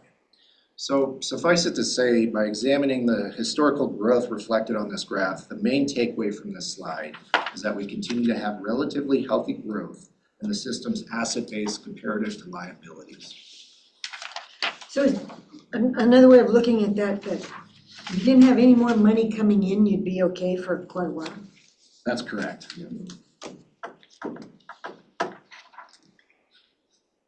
We hope that doesn't happen. Of course, but. Turning to slide 13, this slide demonstrates the funding results for the PERS system, and I'll jump to the middle of this slide, 5 rows from the top of the chart. You'll note that the statutory funding rate for PERS for this valuation was 17.07%. What that is recognizing a 7.9% employee contribution rate and a 9.17% employer contribution rate. So turning our attention to the bottom 5 rows of this slide, you'll note the overall actuarial liabilities of PERS went up by about $334 million, which we do expect to increase every year, with our plan being a mature one, with more active members of the baby boomer generation crossing the retirement finish line with vested 3% GABA rights. But again, our assets increased by more, and specifically $342 million. So liabilities went up, but assets went up by more, and as a result, the plan's unfunded liabilities decreased by that $7.6 million number, and the funded status increased by nearly a full percentage point to 75.72%. So you haven't reached the peak of 3% GABA retirees? We have not reached, I would say we are going through the peak right now of baby boomer era retirements. And our actuary has forecasted it'll be about a 5 to 10 year period before we're necessarily over that hump. Okay. That makes sense. 5 to 10 more years? Yep. Yeah. Because the end of the baby boomers are only 60. just turning 60 next year. The end of it, you know. And, Some of us that are getting the 3% GABE aren't quite there yet. That's correct. You were not a baby boomer. When you started, The beginning of when you those were 5 baby years old. boomers are well into retirement. Absolutely. What are you seeing on retirement age? Because a lot of them can qualify earlier. Great question. So the average, I can give you those metrics in our handy dandy green sheets here if you bear with me for a minute.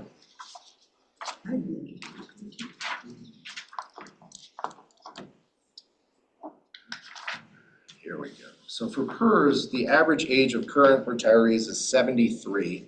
The average age at retirement is 61. This is based on last year's valuation results. How's that trending for the retirement age, you know? The average age of current retirements has slightly dipped down a little bit, actually. Yeah, because it's set up to where, that's what I was wondering, yeah. Yeah.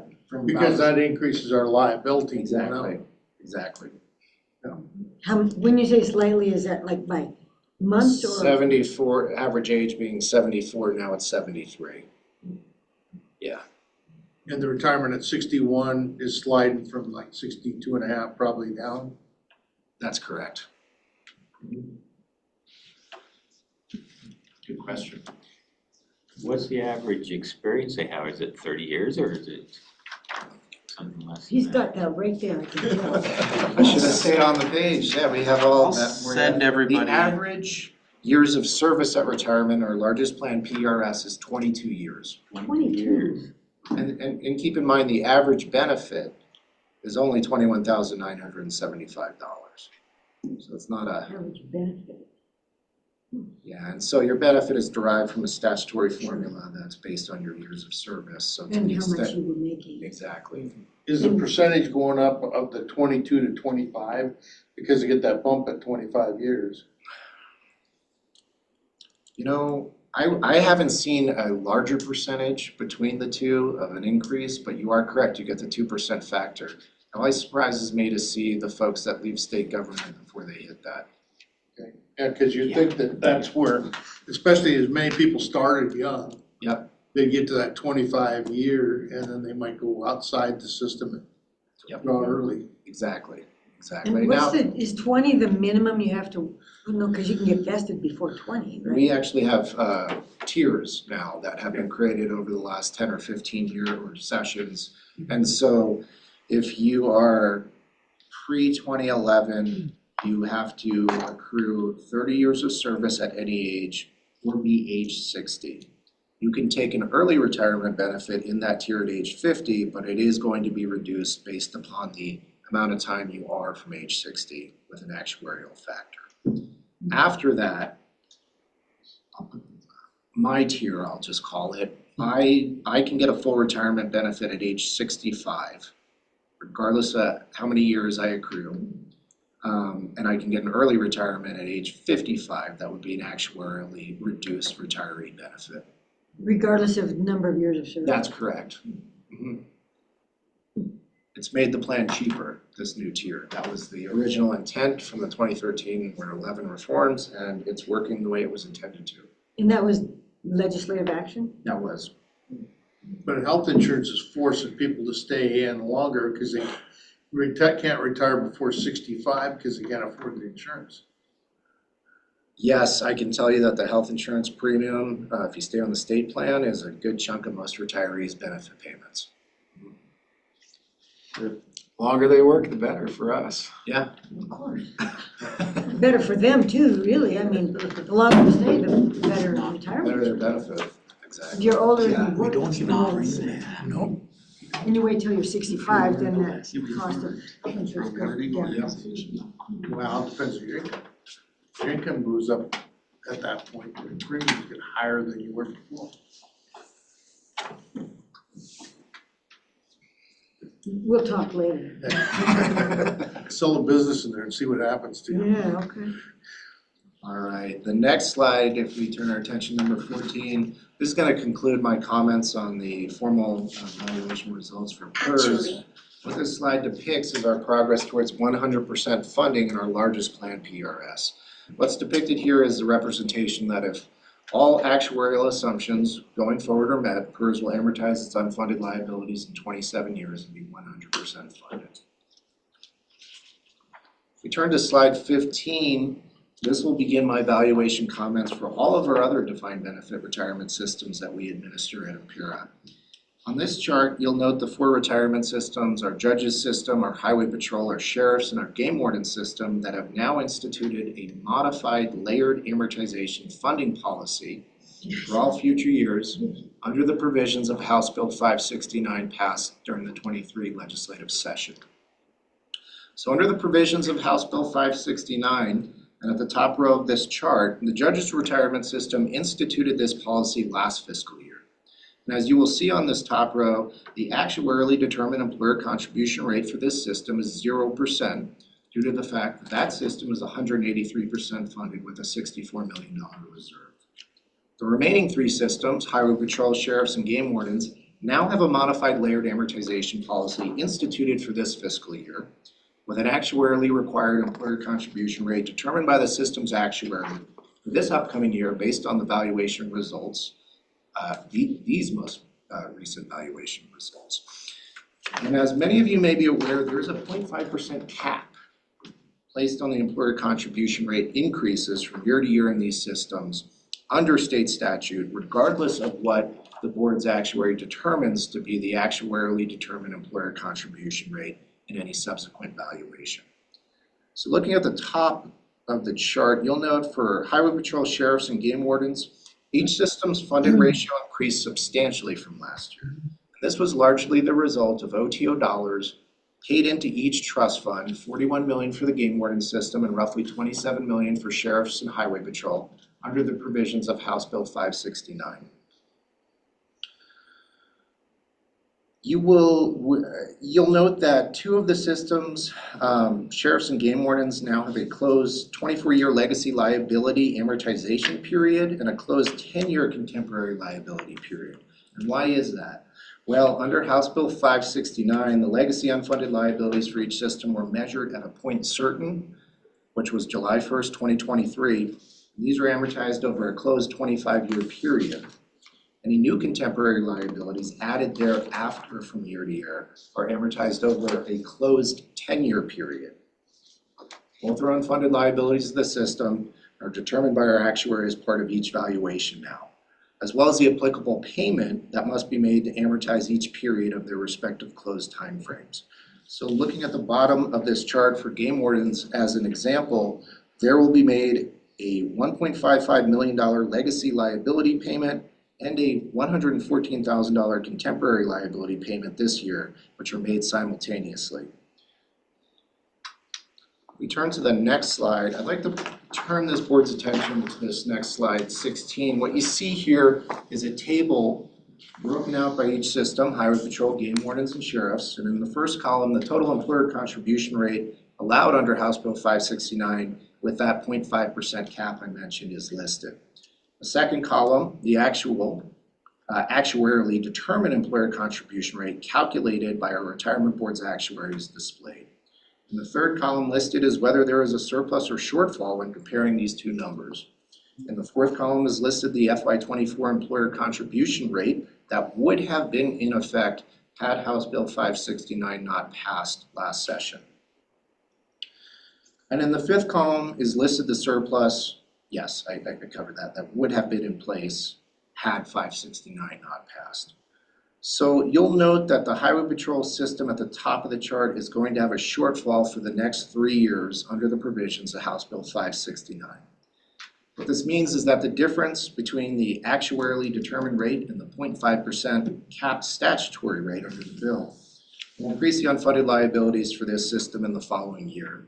And that increase will be reflected in a new contemporary liability closed 10-year period. For Highway Patrol, as it stands today, this would result in $763,000 of actuarial loss in terms of an increase in unfunded liabilities being booked over the next 3 years for this system. And the same holds true for our game warden system and our sheriff system. For fiscal year 27, which game wardens will increase its unfunded liabilities by $212,000 during that year. And SRS will increase its unfunded liabilities by $619,000 for fiscal year 27. So if we look to the last column on this table, what becomes clear is that with the OTO dollars paid into each system last session, if the employer contribution rates had just been left alone and not changed by House Bill 569 for these 3 systems, there would not be a detrimental funding impact to any of them to the tune of $1.6 million. Rather, each system would have a surplus and its funding status would improve as a result of that. And so for these reasons, the full retirement board voted 6-1 at its last meeting on October 3rd to support the interim SAVA committee's introduced bill draft for this modified ADEC funding policy to be repealed within these systems this upcoming session. So what was the purpose of House Bill 569 if it did what it did here? The purpose of House Bill 569 was essentially to put the employer contribution rates on autopilot, and they would be determined by our actuary every valuation for the next fiscal year. The problem is the 0.5% cap, as well as the fact that there is no floor that was put in place for how low the contribution rates can go. And I'll give you an example. Prior to the passage of House Bill 569, our Highway Patrol contribution rate, employer, was about 38%. Once these provisions came into law, it's dropped that rate down to 34%. The problem is with the 0.5% cap, it'll take you 8 years to get back up to where you were in 23 if necessary. I have another question, if you don't mind, just a little historical background. How did these other, like the firefighters and highway patrol and everybody, were they originally part of just PERS and then they split away by statute somehow, or how come they're all separate? That's correct. Originally, they would have all fallen under our PERS system, and then over the last 60 years, different systems have been created by stakeholders that have been separate and apart from PERS to include firefighters, game wardens, sheriffs, highway patrol, etc. All have a shorter retirement age. The public safety systems, it's an interesting point. So largely speaking, it's a 20-year retirement for those systems.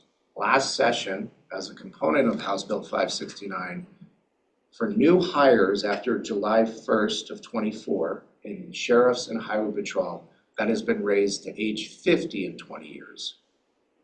So a little twist on the retirement eligibility criteria, but largely speaking, you're correct. Yeah, because a lot of those retire a lot earlier. Mm-hmm. 50, 55 years of age to draw in retirement. So it hits the system. You can't have them with PERS and have a group that's separate than everybody else. Was the practical reason for that anything to do with the stress of the job? That's what it is. Yeah. Yep, that's correct. They can't physically work past that, for firemen in particular. Well, that makes sense. But, you know, everything else that goes along with law enforcement, Yep. sometimes it's just not applicable. All right, we made it to the last slide, number 17. This provides a summary for you of the valuation numbers for all of our other defined benefit systems outside of those 4 public safety ones that we administer at Impera. And again, as a result of strong investment performance this past year, each system listed on this slide has improved both its funded ratio and its amortization period to pay off its unfunded liabilities. So starting at the top, the Municipal Police Officers Retirement System increased its funding status from 73 to 75%, and it dropped its amortization period from 21 years to 18 years. The Firefighters Unified Retirement System increased its funded status from 83% to 85%, and its amortization period decreased from 12 years to 8 years.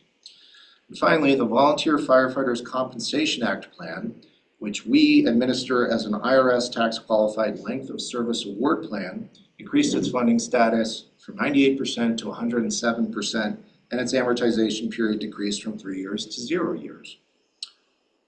Mr. Chair, members of the board, that concludes my formal remarks with regard to our evaluation results, but I'd be happy to answer any questions of the board. I think we got most of them. Okay. So thank you, Bill. John, you're up. All right, thank you, Mr. Chair, members of the board. My name is Sean Graham. I'm the Executive Director of the Teachers Retirement System.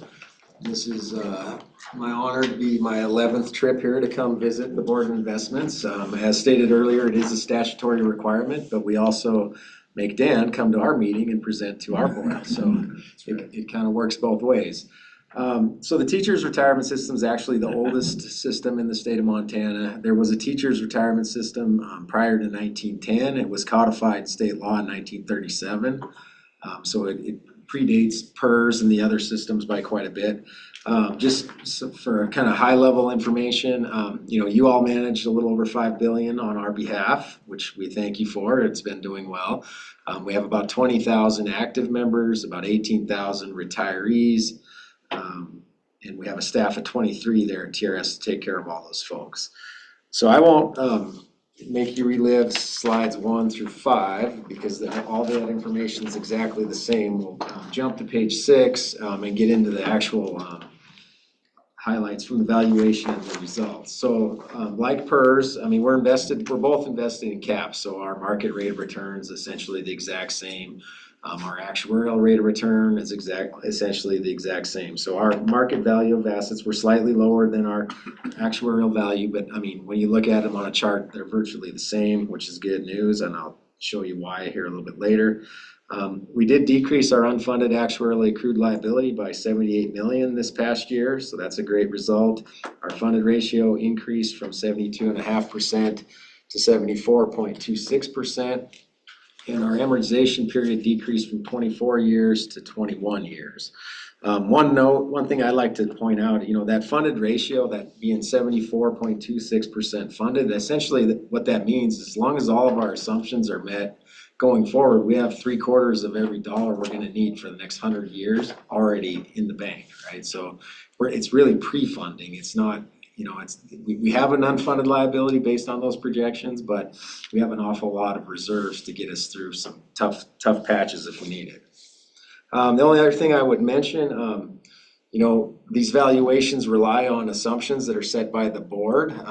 The TRS board obviously sets our assumptions, and then the Impera's board sets theirs. Constitutionally, we are the ones that have authority to do that, but they're not just set and forgotten about. Every 4 years, we do an experience study where the actuary will take a look at our actual experience from the previous 5 years and then also project going forward, and they'll make recommendations to our boards on all of our economic demographic assumptions. When's that due again? So the next one is actually, will be conducted based on the July 1, 2025 valuation. So the results will be presented to my board in May of 2026. So the assumptions we're working on under right now were conducted as of July 1, 2021. They were presented to the board in May of 22. So they're fairly fresh, but again, we only go at 4 years before we take a look at those again and then make adjustments as necessary. So on page 7, again, our market and actuarial assets are very close to one another. Market rate of return was 8.89%. Our actuarial rate of return was 9.09%, which both are considerably more than the 7.3% assumed rate that we use.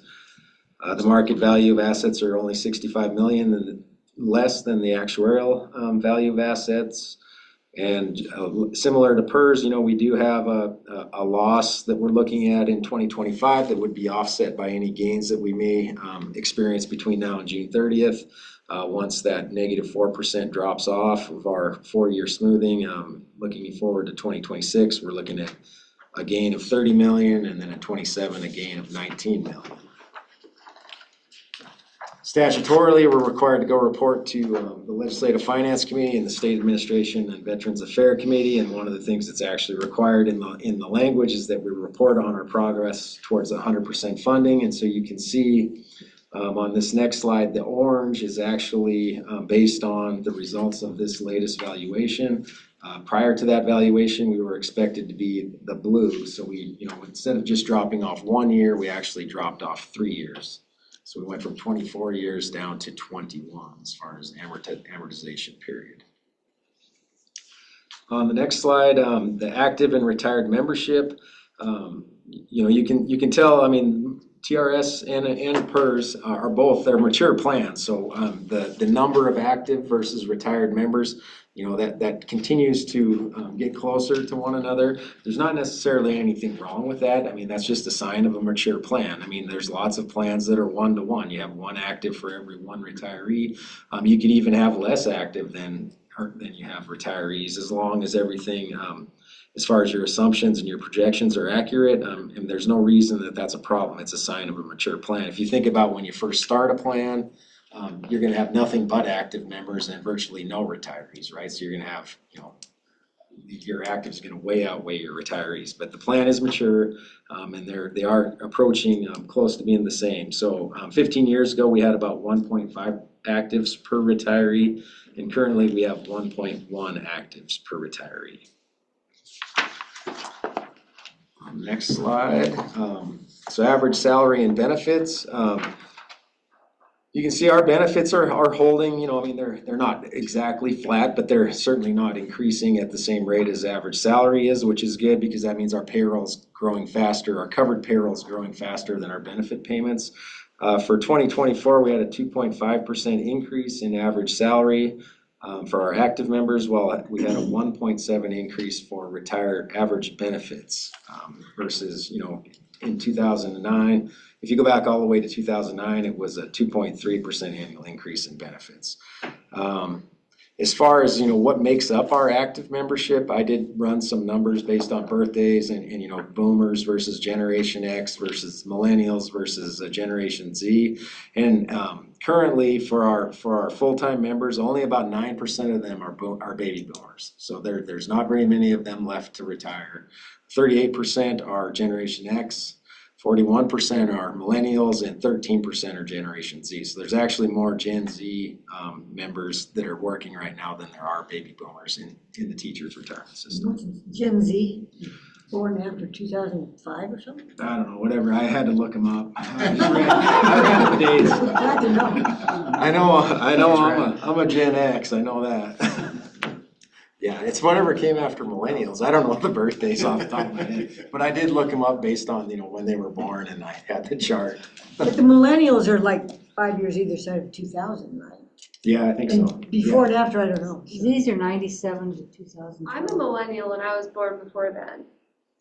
What makes it, oh, it's probably coming of age. So like the boomers, I think ended at what, like 65 or Yeah. somewhere around there, right? And it goes, I don't know, must be about 15 or 20 years, and then you go to the next one, and the next one.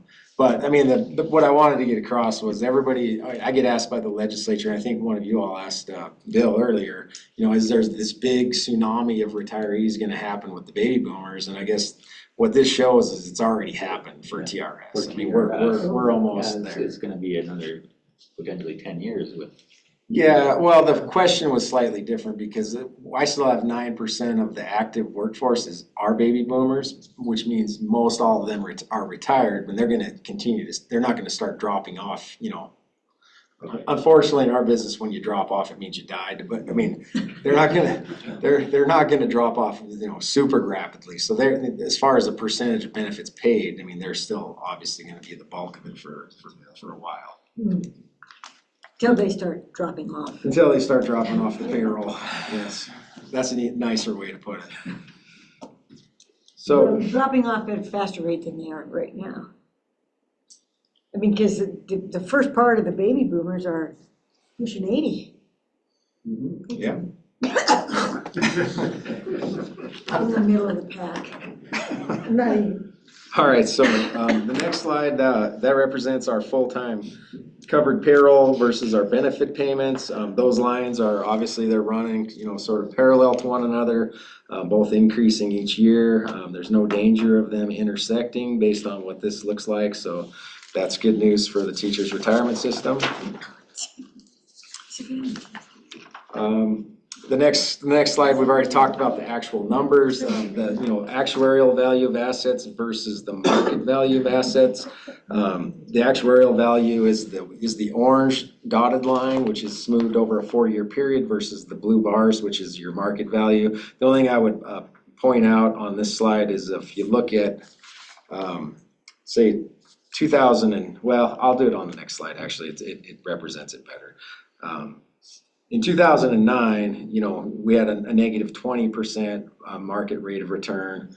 And in 2021, we had almost a 28% market rate of return. Those are really the only couple of years where our actuarial rate of return really differs greatly from the market rate of return. And those were obviously, you know, big kind of anomalies in the market. This slide is the one I wanted to talk about, the actuarial assets versus the UAAL. Which is on the next page there.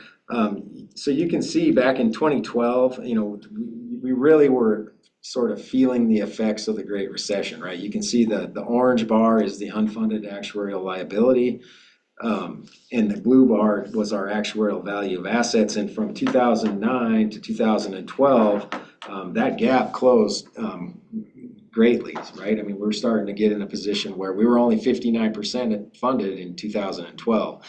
Fast forward to 2024, we're 74.26% funded, and our actuarial accrued or unfunded actuarial liability has actually been decreasing over time.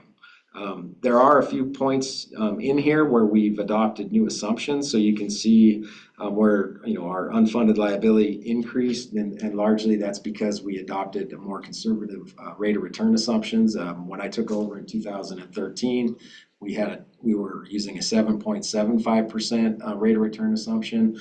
We lowered that in 2017 down to 7.5%. We lowered it again in 2021 down to 7.3%. But this slide really does tell the story that the reforms that were enacted in 2013, combined with performance that the Board of Investments has been able to get us, and our sort of administration of the system as far as setting assumptions, we are making progress, and it's, you know, if this all continues, things are going to go just fine. I mean, we're going to end up fully funded in about 20 years. Well, how do you account, and both of you said if all, you know, if our projections and actuarial and all that stuff works out, what if what if we have, I don't know, 1929 happen again, and you have a 10-year period of disaster? We would have to put more money in. I mean, so our benefits are set in statute, and they are, you know, they are sort of, I shouldn't say sort of, so far at least, they've been protected as far as, you know, constitutionally, with the contract, clause. So if those don't change, the only thing that can happen is you need to put in more money. The only thing I would point out is, you know, even the Great Recession was a pretty big hit, and the market more than made up for that in the years that followed. And I think, you know, historically, even, you know, with the Great Depression, although it was longer than the Great Recession, that also happened there as well. It just took a little bit of time. Again, the good thing is we have, you know, we're set, TRS at least is almost three quarters fully funded as we sit today. So you made the point earlier, we could go quite a while without earning anything and not have any trouble paying our benefits.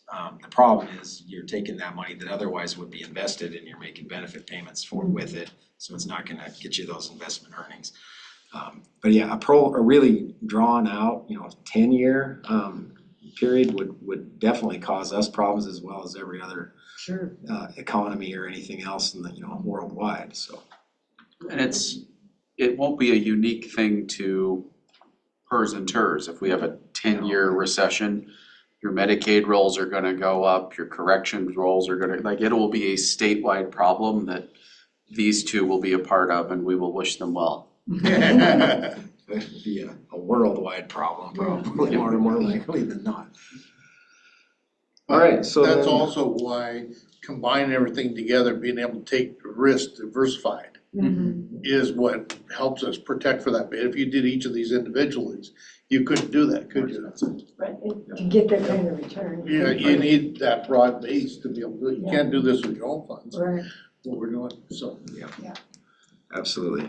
All right, well, that brings us to my final slide, which is just, you know, it restates everything that I've already talked about. The one thing that is added here is it talks about your normal cost rate, which is the cost of benefits as they're accrued today for a new hire. That's about 10.76% of payroll. Our total contributions to TRS are about 20.11% each year, but that's combined employer-employee contributions.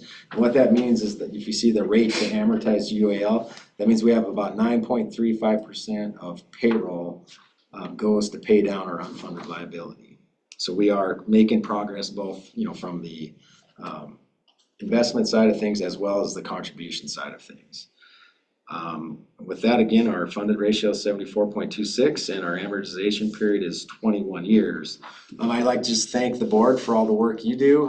Obviously, if you go out and you beat that 7.3 assumption on our behalf, it makes my job at the legislature a lot easier, so. Well, we don't feel like him then. Well, I know, but you know, I can't give John too much. I can. He does do a great, your staff does a wonderful job, so thank you for that. As part of that, we want to make sure we have a continuing great relationship with both of you. Yeah. Is there anything kind of from the board level or anything that we could do to, other than make tremendous returns, is there anything we can be doing that would help that relationship? The only thing I would say is, you know, keep pursuing some of the things that you have been pursuing under Dan's leadership, which is, you know, trying to lower our fees. I mean, really, the return is what the return is, but if you can continue to lower our fees, that's more money that we have available to continue to invest. So I think he's done a great job of that, and this board's done a great job of that. Yeah, I would echo that sentiment. Jack, I know you usually ask this question, so I thought about it on the ride over here. And I'll just reiterate what Sean said, you know, lowering fees is always a good thing, but we've been able, at least my 10 years at the pension fund, I've been able to foster just an excellent relationship with the board staff, include your executive director, of course, and your CIO. So I don't have any constructive criticism for improvement. It's just a great relationship. Well, that's good to hear. Yep. Okay, so since you made us sit through that, you've got to sit through the rest of our meeting. Well, actuarial stuff right after lunch is just great. So I appreciate you both coming, and you do a good job, and thank you. Thank you. Thank you. Thank you. So I think we can keep moving on. Yep. And so we got tab 6, investment policy statements. Oh no, we got the big guns now. So it's all yours. Sounds good. Mr. Chair, well, Yeah, good seeing you. Yeah, thank you. You're not staying, Jack. My authority. They could probably have a more useful purpose for their time. Yeah. Everyone ready? We're ready. Can I ask a question before you start? Sure. So, these funds are currently in existence, Correct. and where are they located? Are they in another trust fund that's on the list, or they're not separately identified? They're through the University of Montana. Okay, so in that portfolio. Correct. Okay. I guess I don't know if you could technically say that portfolio, but they're their own, they have their own entities, so they are their own accounts. But they're not separately identified in the summary of TFIP. They're not in the list. They're separately managed. They're separately Separately managed. They're separately managed I understand that, but Separately it's, the amounts are not identified. Not separate. They're not funded right now, which, Okay, got it, okay. so I guess that would be the reason they're not Okay, listed. so are they, once they're funded, they're gonna be identified, okay. So I guess the investment policy statements were created February 2022, but they are not funded yet. So now you're gonna change the policy statements, huh? Correct. Even though they're not funded? Well, We're so on top of stuff. Yeah, okay. The All right. reason that we're bringing these changes to the board is we just a few weeks ago had a discussion with the accounting and finance teams at the U of M, where we talked through details regarding their plans for funding, timing, spending, stuff like that. And so in light of that conversation, we thought that these changes would be prudent for the management of those funds. And so after that conversation, we found they'll probably be planning to fund those within the next few months. Okay. And so with that, I guess I can get into the two funds. So the first is the Kyoyo Powwow. This is an annual celebration hosted by the University of Montana. It's a time to preserve the rich heritage of Native Americans and renew the thoughts of the old traditions. That account will contain approximately $300,000, and it will be invested in a combination of STIP, trust fund, and equities. The second fund is the Lubrecht Experimental Forest. The Lubrecht Experimental Forest is an outdoor classroom for University of Montana students and a recreational retreat for the public. It's managed by the College of Forestry, and it's about 25 miles east of Missoula. That account will contain approximately $5 million and will be invested as well in a combination of STIP, trust fund, and equities. So the three changes that we are proposing are the same, so all three changes would apply to both funds. First, we'd like to reduce the maximum allocation to public equity from 99% to 70%. It's unlikely that we would ever exceed 70%, and dropping this maximum provides us with an extra level of security and consistency. The second change is that we would like to increase the maximum allocation to trust fund from 20% to 70%. Because these are quasi-endowments with a focus on distributions as well as long-term investment outlook, trust fund is well suited for each fund's investment needs and goals as was defined in our meeting a few weeks ago. Finally, we would like to remove the maximum on STIP. Although we do not expect to have a large allocation to STIP, we would like this flexibility to be there depending on unexpected cash flows or market movements. So those are the three changes. They would apply to both funds.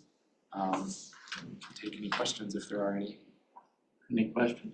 One question, if I may. So it says here that they're planning on to spend approximately 5% of the fund. Are they looking for a 5% return to cover that 5%? They would like it to be at least 5%. They like it to be greater than 5%, so we would kind of keep up with inflation, which is why we would have equities in there, but we also need, fixed income exposure in order to move their cash flow. So they're trying to, but they're trying to beat 5%. Yeah, so they're trying to keep the principal. Inflation adjusted, they'd like to remain steady.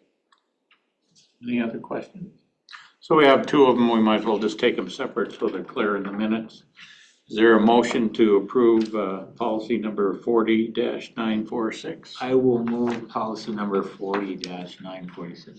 Second. Moved and seconded. Any other questions or statements? All in favor say aye. Aye. Aye. Opposed, same sign. That's approved unanimously. And then we have the second one, 40-945. Is there a motion to approve that change? I'll move it and you can second it. Okay, Yes, that will work fine. okay, I'll second it. All right, any other statements or questions? If not, all in favor, say aye. Aye. Aye. Any opposed, same sign. Hearing none, that's approved unanimously. Anything else you need to do, for us to do? I think so. Okay, well, thank you. Thank you, Mr. Chairman, for the board. So just so we're ready for Becky, can we take like just a 5-minute break and stretch and Are you implying you need more coffee before? it'll be so exciting, I'm not sure we'll Yes. need it, but We need some of Dan's bourbon. There you go. so we'll take just a short little break and then come back. Yeah. We're recording, Becky, so remember that. Okay. So Becky, I'll turn it over to you, and if you'd go ahead and proceed. Absolutely. Well, thank you, Mr. Chairman. Actually, Paige and I are going to split up the presentation today. And Paige is up first, going through the first section, which is the executive summary and capital markets review. Good afternoon, everyone. Thank you for having us today. We do have quite a bit to talk about after the last few months, so of course, just want to start up and say we're happy to answer any questions that you have as we work through our presentation today. So I'm actually going to start on page 11. It's master page 125 of your combined packet. And just start with a snapshot of the economic environment as of the end of the third quarter of 2024. So generally speaking, the third quarter of 2024 was positive for all asset classes, both risk and non-risk. We did see strong continued returns from the U.S. equity markets as well as the international equity markets. We did have a reversal in trends there in the third quarter. If you think back to the first half of this year, U.S. equity markets had continued to dominate international equity markets. And that trend did reverse in the third quarter of 2024, largely attributed to some uncertainty and concerns about what was going to happen with interest rates both in the United States and internationally, and the impact that might have on the equity markets themselves. Looking at the economic indicators in the center left side of the page here, you see a lot of red triangles pointing down, which for the most part here is good. Actually a little counterintuitive to see the red be a good indicator on the page, but the federal funds rate first did decrease. The Federal Open Markets Committee dropped the target rate by 50 basis points at their meeting in September, which was notable in that it was the first rate cut that we had had since we'd entered this era of higher interest rates and trying to bring inflation back under control. And you can see, looking at the inflation numbers shown on the page here, I'll pull out break-even inflation to start. So if you compare the June number of 2.24 to the September number of 2.06, that is a decrease in that inflation number there. Looking at another indicator here, we have the CPI, the year-over-year number for the headline Consumer Price Index, dropping from 3.0% to 2.4%. So while not all the way down at the roughly 2% that the Federal Reserve would like to see for inflation data, we have been overall trending in a positive direction. My last comment there would be that inflation has remained stickier than everyone would like to see. So it looks like we're going to be dealing with trying to bring that number down for a while still here. Let's look at the yield curve next, the bottom right-hand corner of the page here. So the yield curve as of the end of September is the green line, kind of in the middle of the chart there. And you can see the short end of the curve, that 3-month number, which is, more or less dictated by the rate that the Federal Reserve is setting, sitting between 4 and 5%. That's representative of the target rate of roughly 4.75% that we were sitting at the end of the quarter. If you look at the other end of that green yield curve, you can see that we did remain in an inverted yield curve through the end of the quarter, with yields on long-term bonds being less than those of short-term bonds. Notably, we have seen this trend start to reverse as we've moved past the end of the third quarter. And I will talk about that in a little bit, but don't want to get mixed up while we're still talking about third quarter data here. In terms of where we might head, with the Fed decreasing rates and having further rate cuts projected. If we were sitting and having this conversation 1 year from now, knowing what we know now, obviously I can't predict what's going to happen, but hopefully we will see the yield curves on the short end of the curve be lower. The Federal Reserve is targeting somewhere roughly between 2 and 4% for a long-term rate there. So we assume 3%, and then hopefully we see the long end of the curve maybe bump up or at least stay where it is, and we return to more of a normal yield curve than we've been in the last several years. So looking at the market performance numbers through the... Can I ask a question, Paige? This is as of the end of the September quarter. That's correct. How many rate reductions have been taken since then? There's been one that happened just at the meeting earlier this month for a quarter point. Yep. So we had the 50 basis point cut in September, followed by 25 basis points in November. There is one more meeting that will occur in December of this year. And the last I checked, general consensus is that it's kind of a toss-up. The Fed could come out and do one more cut. Maybe if they did, it would probably be in the range of 25 basis points. But there could also be a strong argument for just maintaining where we're at, given the large amount of uncertainty that we have in the world right now. So looking at the market performance in the bottom left-hand page or side of the page here, you can see that reversal I was talking about. We did see large cap equities represented by the S&P 500 index here, returning just under 6% for the quarter, bringing that return to 22% for the calendar year to date, which is just really an exceptional return for any market in general, and we've continued to see very, very strong performance in this asset class. We did see developed international equities, represented here by the MSCI EAFE net index, return 7.3% for the quarter. So that's that trend reversal that I mentioned earlier. That was notable to have developed international equities outperform U.S. equities for the quarter. That said, you can see if you go back to the year-to-date time period, large cap U.S. equities have been dominant over that longer year-to-date time period. Looking down to the Bloomberg U.S. Aggregate Bond Index, quarterly return of 5.2%, and just below 4.5% for the year-to-date time period.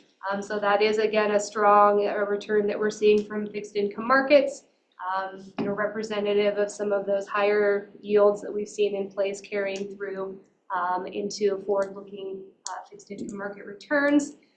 The one return that I would pull off the page here just to touch on is the NCREIF ODCE Gross Index shown there. That's representing core real estate or private real estate.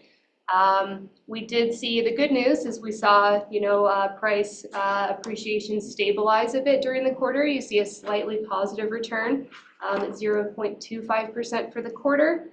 That said, real estate has remained the real soft spot when we're looking at the broad asset classes over the year-to-date and the one-year time period, with returns of negative 2.6 and negative 7.3% for those time periods.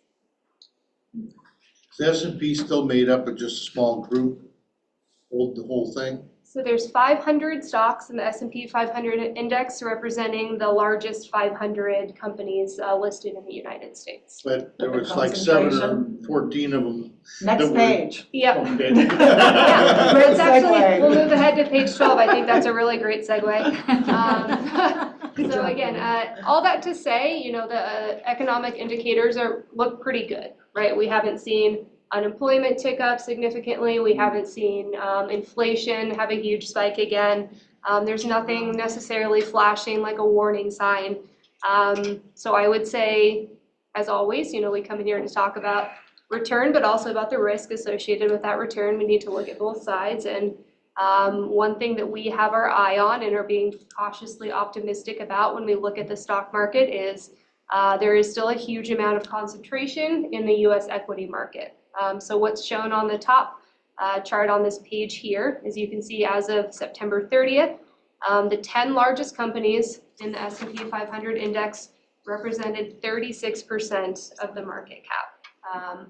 And again, it's kind of the same story we've been telling in here for the last several quarters. It's that magnificent 7 companies that have been driving the appreciation in the index, and in particular, we were talking over here earlier, NVIDIA is a name everyone is now probably familiar with in the room, is scheduled to report earnings today. NVIDIA has tripled its stock price this year. So we just continue to see a lot of the same things. I would say, a little more momentum driven than maybe fundamental driven that we're seeing in the stock market, which we'll certainly take the returns while we can get them. There is just a risk, right? If 1, 2, 3, all 7 of these companies have some kind of factor that comes into play that affects their outlook, we could see a large drop in this S&P 500 index.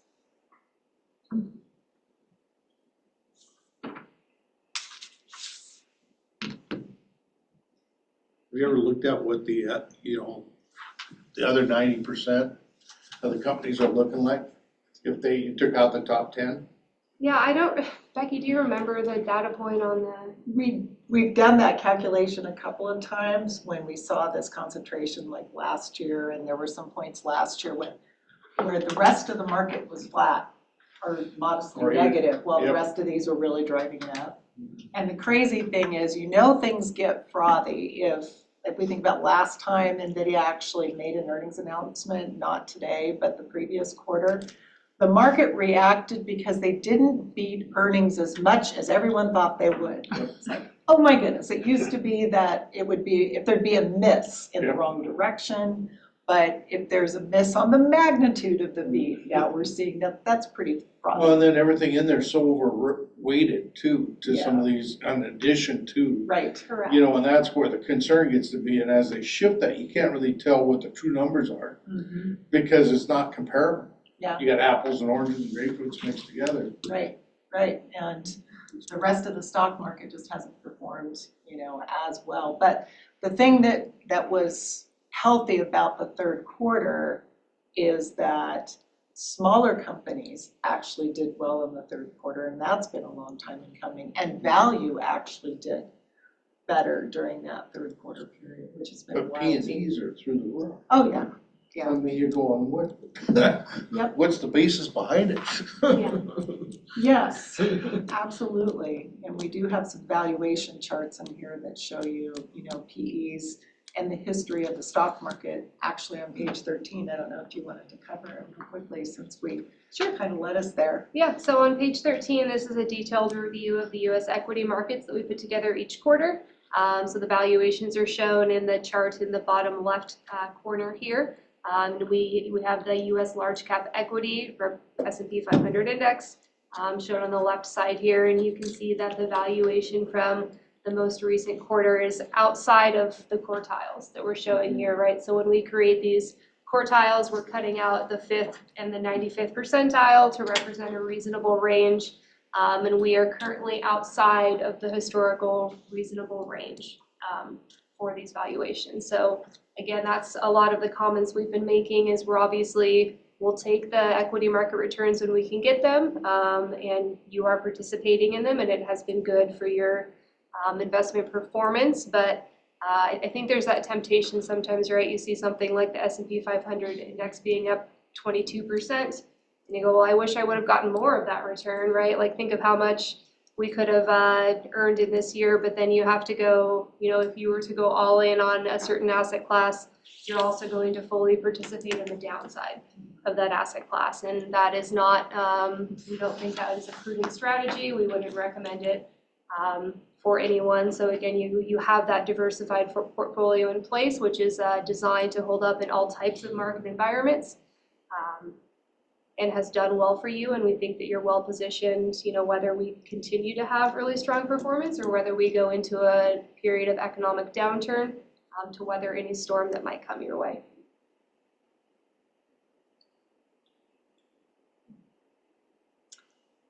Should we talk about what has happened since the end of the third quarter a little bit? Okay.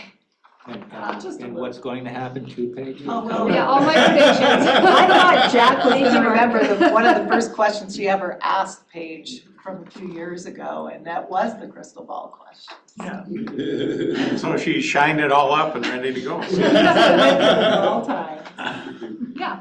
So we obviously, we have, the presidential election has finished now, and the good news is we don't have to watch any more political ads, so we can all move on with that aspect of our lives. You don't live in Montana, do you?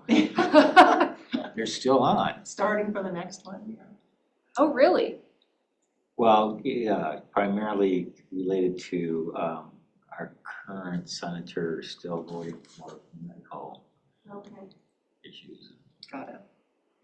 Well, my apologies that you're still getting the content then. There was a lot of uncertainty leading up to the election, and there was a lot of volatility in the markets, as we expected that there would be. Right, capital markets are like humans; they like predictable outcomes. They don't like change.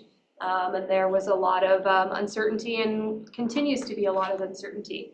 We're moving into a different regime than we've had for a very long time.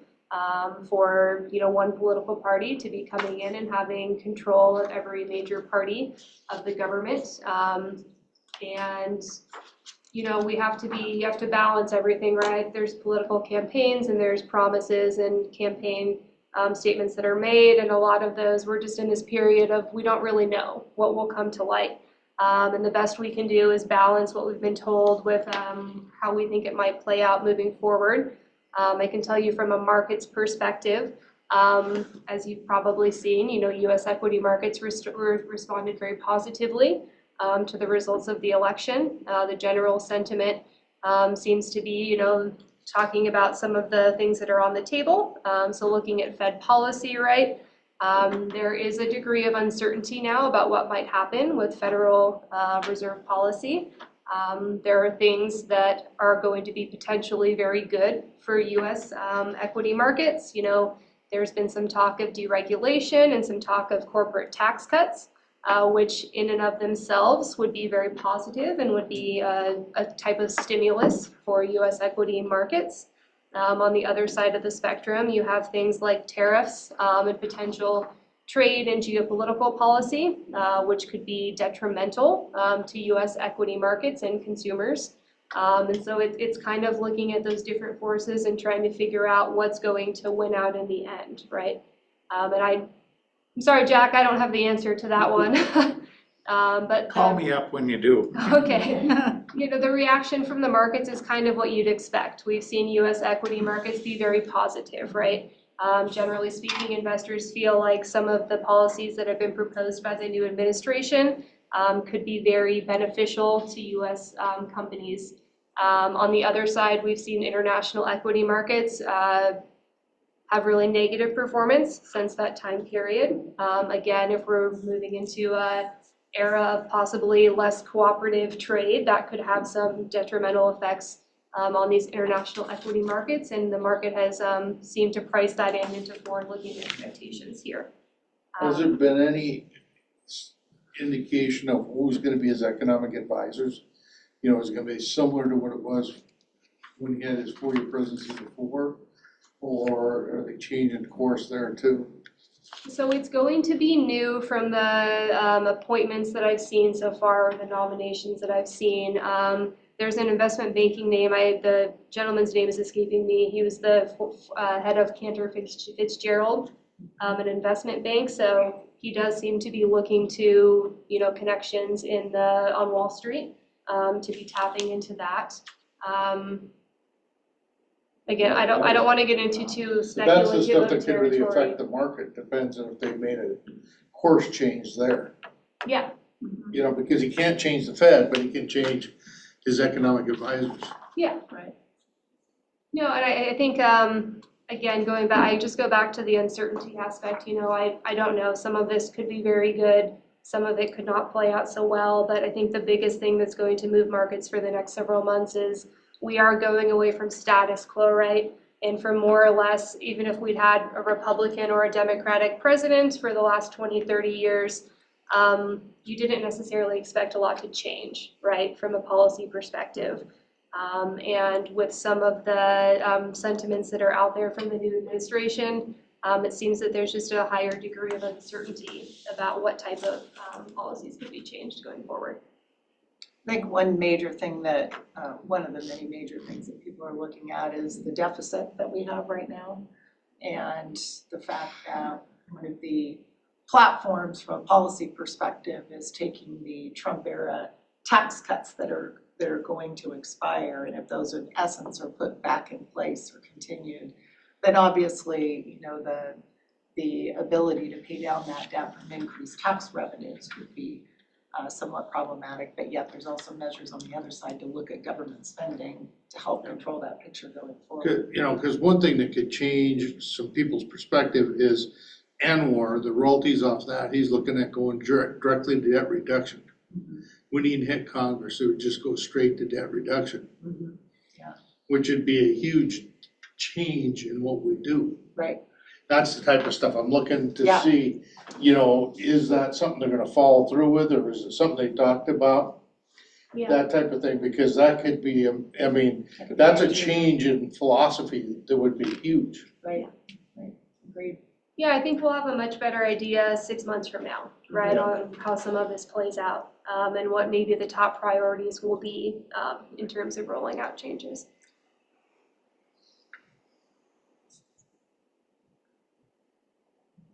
Any other questions from the room? I'm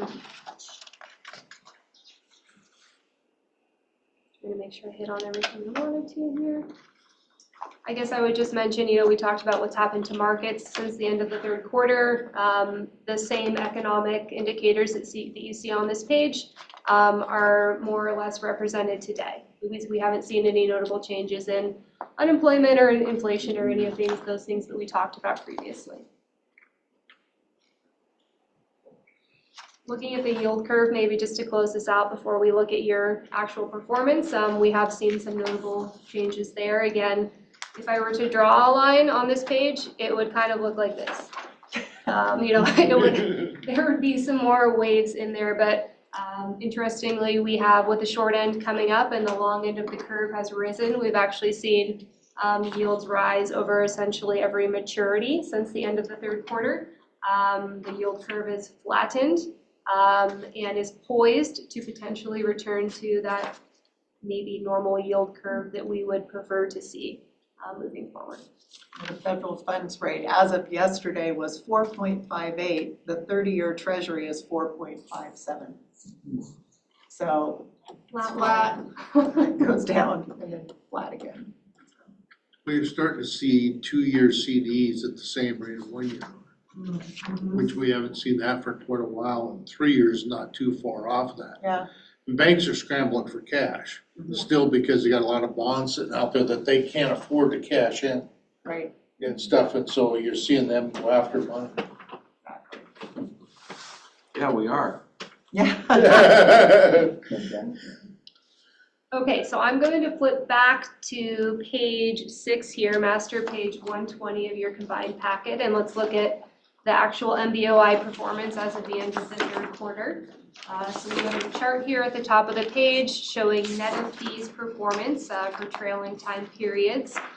You can see for the quarter ended September 30th, the PERS did return 4.4% for the quarter, bringing the year-to-date return just under 9.2%, and the trailing one-year return to 16.1%.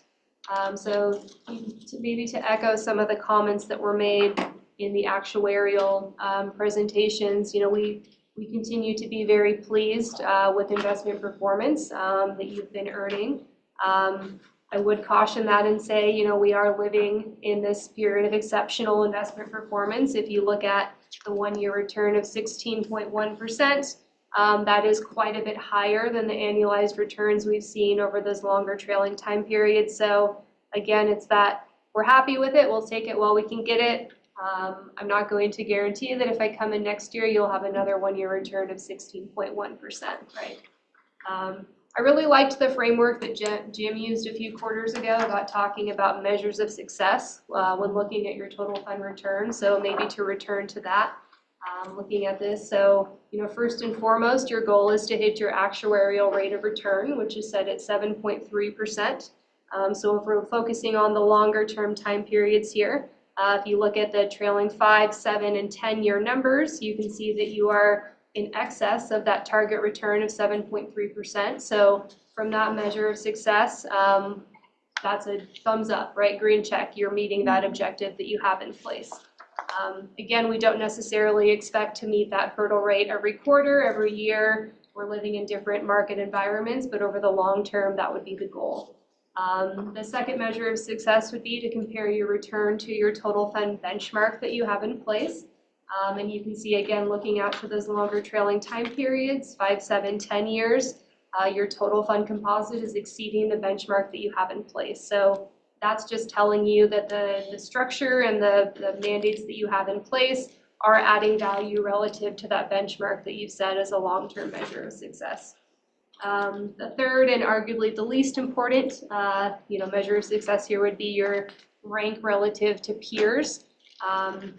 Again, looking out to those longer time periods, you can see that the total fund is ranking in the top quartile relative to peers, which is great. I will, let's not sugarcoat things, for the year-to-date time period and for the quarter, you are ranking below median, and that can be largely explained by the private investments that you have in place. As we've talked about in past meetings, when we have periods of very, very strong up equity market performance, we tend to see a lag effect from your private investments. That's private equity, that's your real estate, that's the real return, the real assets you have in place as well. So more than anything, that's kind of a lag mismatch effect that we're seeing in the short-term time period. But over the long term, those asset classes have managed to outperform their benchmarks and have been really additive to your total fund return.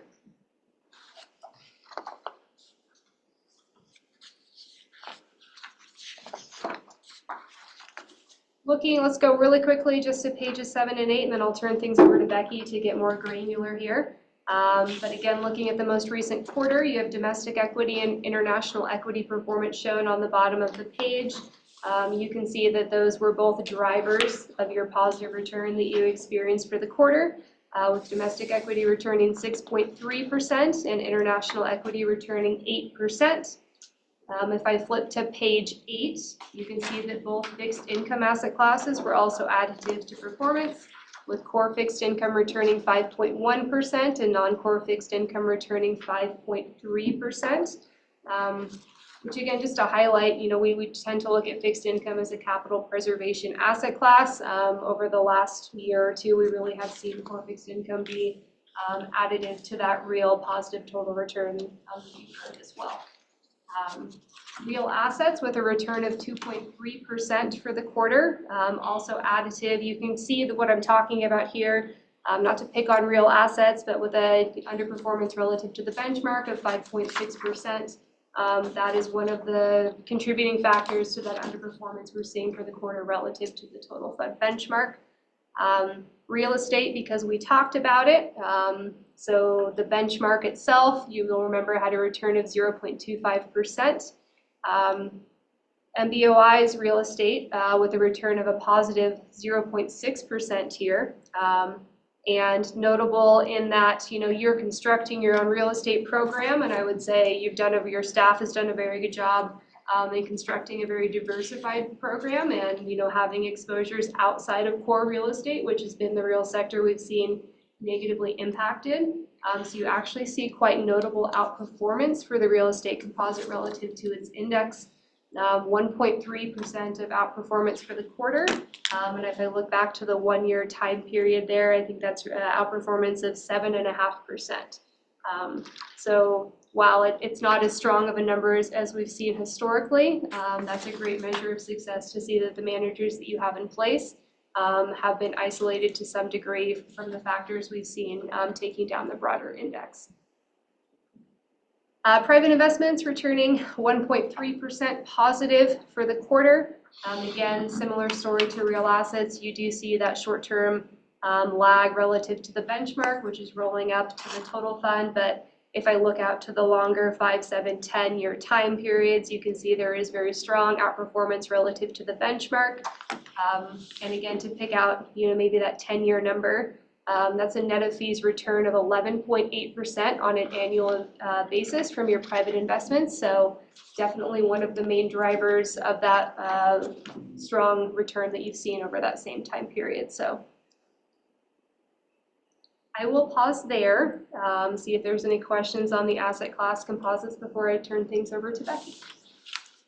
I think the long-term impact of real estate is the leases maturing on after COVID and people not renting as much space back and probably rents going down. Yeah, Because the demand's not there. Office has been the largest impacted sector, as we've seen companies move to fully remote, to hybrid. They've been downsizing their office footprints, and that's led to a lot of write-downs in, office space. Typically, they're 5-year leases and those leases are maturing now is what's happening. Yeah. Is big retail probably still there too? Yep.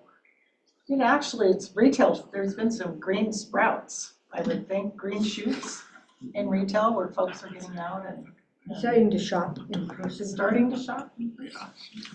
It's very bifurcated depending on what kind of retail you're in. The grocery anchored stuff that we primarily lean towards has done really well, and some of the other stuff, not so much. Yeah. Malls aren't doing well, Terribly, but maybe better than. Strip malls are doing okay. Big malls. Yeah. What about regionally? Like there's some areas better than Everything, others? as always in real estate, is very location specific, for sure. I would say the other thing with real estate, Dwayne, is it's not, the leasing part is part of it, but a lot of it is just simply interest rate moves. I mean, think of real estate just like a bond. Interest rates go up and your cap rates change. So the value of the building that you hold has dropped in most instances. But now that rates have kind of stabilized, that's part of the reason we're seeing a more stable pricing environment. But our interest rates starting to rise was knocking real estate down. Right, when it was going up, stabilizing as well. All right, I've got just a few more pages and we'll talk about risk a little bit and conclude our report. So we're going to move into the next section of our report and move to page 4 of that section. And this is just to look first at the size of our retirement plans. As a collective, it's about $15.5 billion, as you see on the upper left-hand side of page 4 of section 2. And of course, the two plans that we just reviewed, the year-end actuarial reports for PERS and TRS are the largest plans at $7.5 billion and $5.3 billion. Moving to page 6 of the same section, you see a schedule beginning with PERS and TRS of the returns for the quarter and calendar year to date and longer periods, and Paige has already talked about the performance trends there, but you can see the balance of the retirement plans as well as you move to the next page and the following page, page 8. Page 9, I wanted to stop out briefly because as Paige had mentioned, when you're looking at your benchmarks for success, one of the least important ones is comparing yourself to your peers. Most important is, are you meeting the return that you need to over the long term from an actuarial perspective? Are you beating your benchmark, which is related to your asset allocation? Third is, how do you compare to peers? So it's always kind of interesting to see what your asset allocation for the retirement plans looks like relative to that group of other public plans. And when you look at other public plans that are bigger than $5 billion, at the bottom of this page, you can see the green diamond is where the allocation trends are for your plans. So we're looking at all the retirement plans together here. Your US equity is just straight down the middle, very close to the median US equity allocation. Your global ex-US equity, which is a fancy way for saying non-US, is actually a little bit below other peers. And so other peers that had a heavier allocation international equity actually were negatively impacted as you look at periods through June 30 through September would have helped them. As Paige had mentioned, those markets actually outperformed the US equity market. The fixed income allocations you have here are very similar to other plans. Alternatives, as you can see here, is the green diamond there that shows you at about 22.5%. This is basically everything in alternatives except for real estate. And you do have more in alternatives and other plans, and to Paige's point, you also have, you know, the private investments like private equity, which has had very low returns just in recent periods. It's gone through its own cycle. But you also have private credit in here and real assets. Real estate is in its own segment. But anything that wasn't in equities, as in this particular period, would have underperformed. So here being a little heavier was just a little bit of a headwind from a peer ranking perspective for the short period of time. And then real estate, you have a very high allocation relative to others. And as we've talked about, almost a flat return in the quarter. It's been negative, you know, for the entire year, but we hope that trend is changing, and we think it really is. So that's just interesting information. If you look to page 13, we see here the asset pension pool, the CAP, as well as your STIP and your trust fund investment pool, just reminding you what those asset values were at the end of the quarter. So for STIP, 8.5 billion, and for trust fund, 3.2. The returns for those pools is on the next page, page 14. And since we've already gone over the retirement-related returns, you can see the trust fund pool for the quarter had a return of 3.9%, a very good quarter, and STIP a 1.3% rate of return. On page 15, we actually show you the composition of CAP. This is also shown in the other reports you've reviewed today in your packet. No big surprises or changes here, but you can see the diversification that Paige spoke to among a variety of asset classes. On page 21, we actually look at the other trust funds and their returns. There's a number of them, as you know, but I wanted to make sure we weren't skipping over those. You can see the returns for the most recent quarter on the left-hand side, and it varies, of course, by trust fund and the investment policy for that trust fund. Page 24 is the beginning of the risk report. So before we launch into this, are there any just general questions that you have about There's two funds they talked about, that's where they're gonna show up this year. Yes. So the risk report is a little newer, so I thought I'd just cover a couple of elements in it on page 24. This is actually looking at a measure called Sharpe ratio that we tend to talk about from time to time. This is risk-adjusted excess return. And the good news is here we look at your total fund and what the trends are. We use PERS as an example. You want to have a positive number for your Sharpe ratio, and if you look at the table on the right-hand side, that has been positive. When we look at both gross and net of fees, the numbers have come down a little bit on a Sharpe ratio, down to something like 0.25 gross of fees and 0.2 net of fees. The reason is if you're comparing your returns to a risk-free rate, the risk-free rate rose from almost 0 to about 5%. So that ratio has been impacted by that movement in the capital markets. But again, we expect with the Fed doing what it has announced it will do as it chases inflation, trying to stamp it out or reduce it, we expect that Sharpe ratio evaluation will be a little easier. The other asset classes, the major asset class pools, we actually chart on this as well. A couple of things that may seem a little non-intuitive to you is if you look at the top line, that's that khaki green color, it's at the very top, that is real estate, and the other private investments, which would be private credit, private equity as well. That's in the blue line that's just below it. Just know that these aren't just the most fabulous investments because they have the biggest Sharpe ratio ever. It's just that they aren't as volatile. So when you're trying to adjust for risk, you have to keep into account that, as you know, real estate is not valued every day. In some cases, it's valued every quarter, sometimes less frequently. Private equity, same thing. So they actually appear to have less risk than they really do intrinsically as an investment. So that's just something to keep in mind. We just look at the trends for the various asset classes to see if we can learn anything and then what's happening with the total fund. The next page, there wasn't a lot of change, and this is page 25 relative to our last meeting.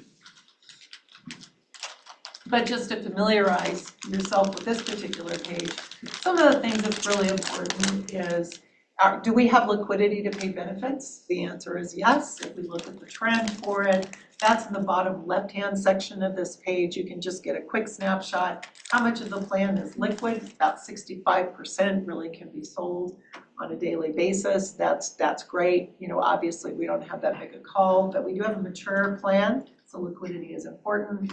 And the not liquid and less liquid components, you can see that the trends on those is we have grown somewhat in the not liquid categories. You've increased allocations over time and continue to build out private equity and private credit and private real assets. And less liquid has been kind of trending along as a low level. So we do keep an eye on this. We also look to see at the top of the page on the left-hand side, do we have any thematic differences in how we're investing?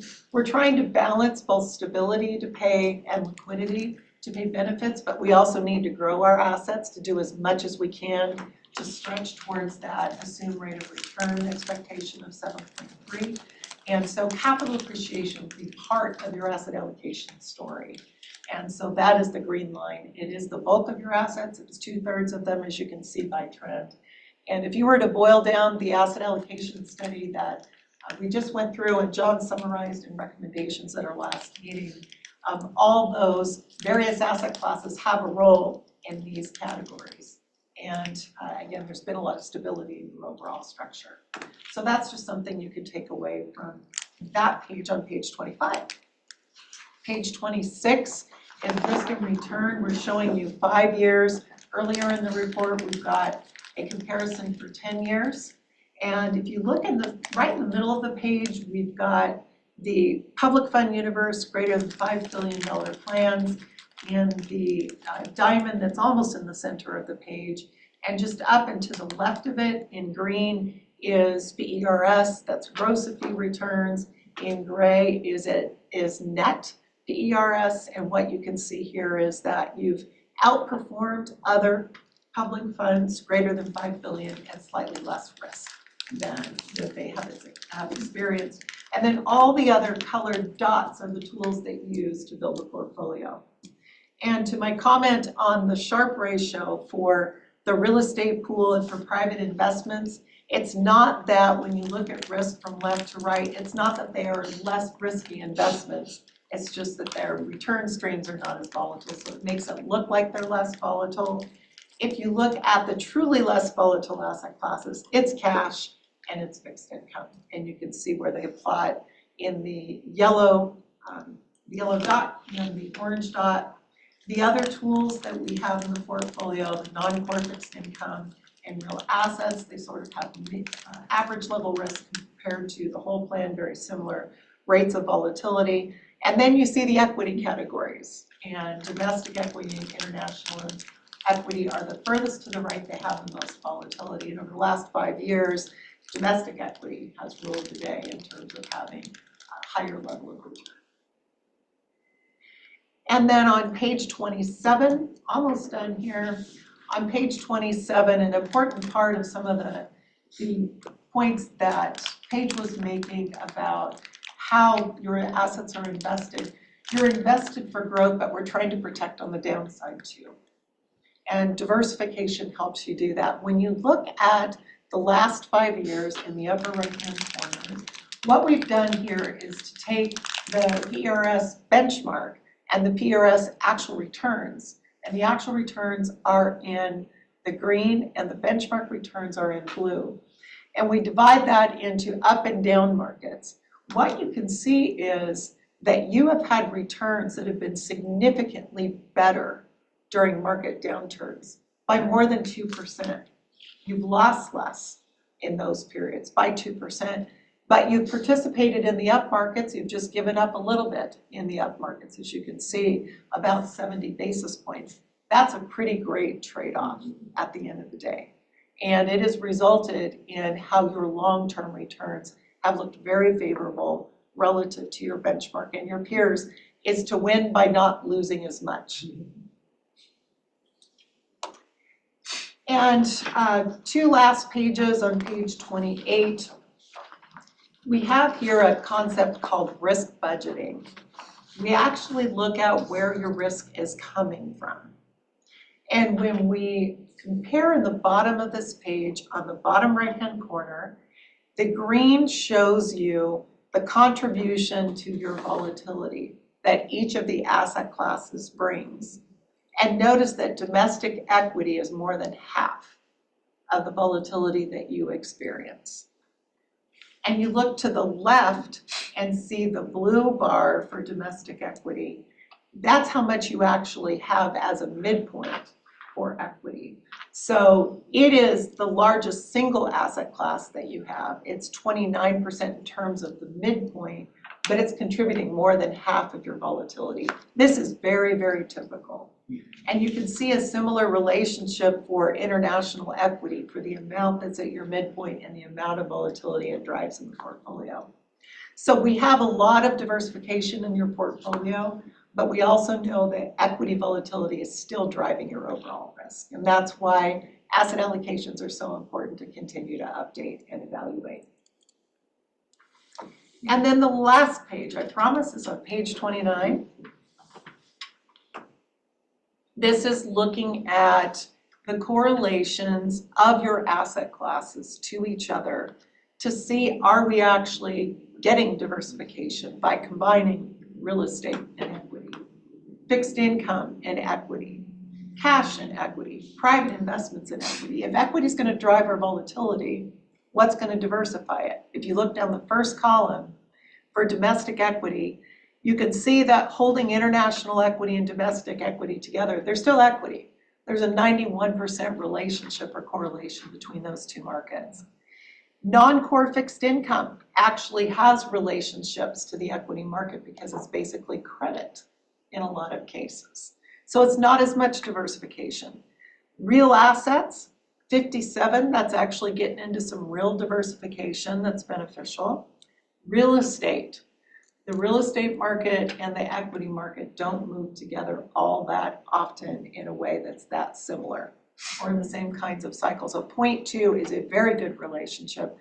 Cash doesn't really have much relationship to any asset class except itself. And then private investments have a very low diversification to equity. And so when you look at the tools that you put together to build a portfolio, from a risk perspective, you look at what's driving your risk and you look to see, are you diversifying that risk, which is equity risk? And you are. And it's through using all the tools that you have. But we can't become complacent about this. This is something we constantly look and measure to make sure that anything hasn't changed. One of the things that we did find in an article we just put out a couple of weeks ago is that people have been wondering if the fixed income market and the equity markets are becoming more closely correlated to each other. The answer is yes, during high inflationary periods, and we've just come through one. But when you look over the longer period, they are expected to continue to diversify each other. So again, these relationships aren't static, they require monitoring. But these are the kinds of things that we have in your risk report that we want you to be aware of. And we'll report on when we notice things that we think are something that we should talk about. So with that, that's all the commentary we had on performance. Appreciate all the time you gave us. What questions can we answer? So I'd like to just say a broad general one. I know if there's specific things you had concerns or something, you would bring them up, but on long-range trends, is there anything that we should be looking at, or the board, it's on the board level, that should be an educational thing, or is there anything we can be doing that you would recommend or think we should be doing?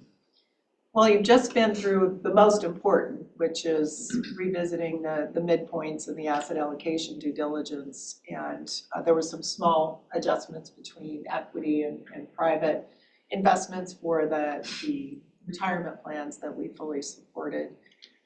We think that one of the things that is worthy to continue to look at is the mixture of your equity portfolio between domestic and international. Because of the price of domestic equity being so high. That's more of a near-term type of consideration. One of the things that I think will be interesting to watch is the recovery of real estate and seeing what kinds of trends and opportunities are there, because we have been at this low point. We think we're probably at an inflection. We're certainly watching for the return of the rigor of private equity and the return of the exit market for private equity, and we think that's in front of us. Probably one big trend that will be very much worth watching is there is so much money in private credit at this point, and we have not been through a bad credit cycle in a while. And so as that is built out, as we look at your non-core fixed income, I'm just watching for the quality that you're pursuing, any leverage that's in that private credit book. I think these are things all worthwhile because we have still been, even though since the end of COVID and all the stimulus that was put into the economy, remember the articles about there's a 66% chance of a recession coming in the next 12 months. And then the next article would say, there's a 50% chance, and the can just kept on being kicked down the road. There has not been a very negative credit cycle for some time, and that is something that we think is worth watching for. In terms of education, we'll continue to look for good topics. I think there's some interesting trends in real estate that you've talked to your real estate team about that investors are certainly looking at, like data centers and other things that are interesting ways to play real estate that are different than just the office building downtown or a hotel or a multifamily arrangement. But there's a lot of positives that we're pretty excited about, which is interest rates coming down. As much as we love nice yields and fixed income, we'd like to get paid for taking risk in longer term fixed income. So those are just a few thoughts that are out there. But and to Paige's earlier comments, there's a lot changing right now, and I think kind of watching the trends of what will happen in our economy as tax code changes are considered and as tariff policy is pursued. That could, one of the things that could come out of that is even stickier inflation concerns. So. Yeah, I think Becky covered all that very well. I would just add, you already have a very established review schedule on an annual basis. So I think that as we continue to move at that same cadence, we will have opportunities to review, your asset allocation, some of your structural decisions, all of that as we have information, and we'll keep you informed. We think that there are changes that need to be made. Yep. Well, thank you. It's always good to have your presentation. Thank you. Appreciate the time and effort you put into that. Absolutely. So, I don't know if we're ready for John or not. But break. You want a break? We're good. Not sure why. Okay. Well, Maggie, I always want to keep Maggie on. I can get up and walk out that door if I can. I don't have to come back. Coming back. Yeah, we got stuff we gotta do, so. Okay. Forge ahead, my good man. All right, so John, it's up to you. Sounds good. Mr. Chairman, members of the board, I'm on tab 8, the investment update. We'll start on slide 4. As always, of course, stop me at any time and ask questions. But being that Paige and Becky covered a lot of the economic environment stuff pretty well, I won't spend a ton of time here. But on slide 4, would, high level, completely agree with what they were saying. The economy remains strong by all accounts at this point.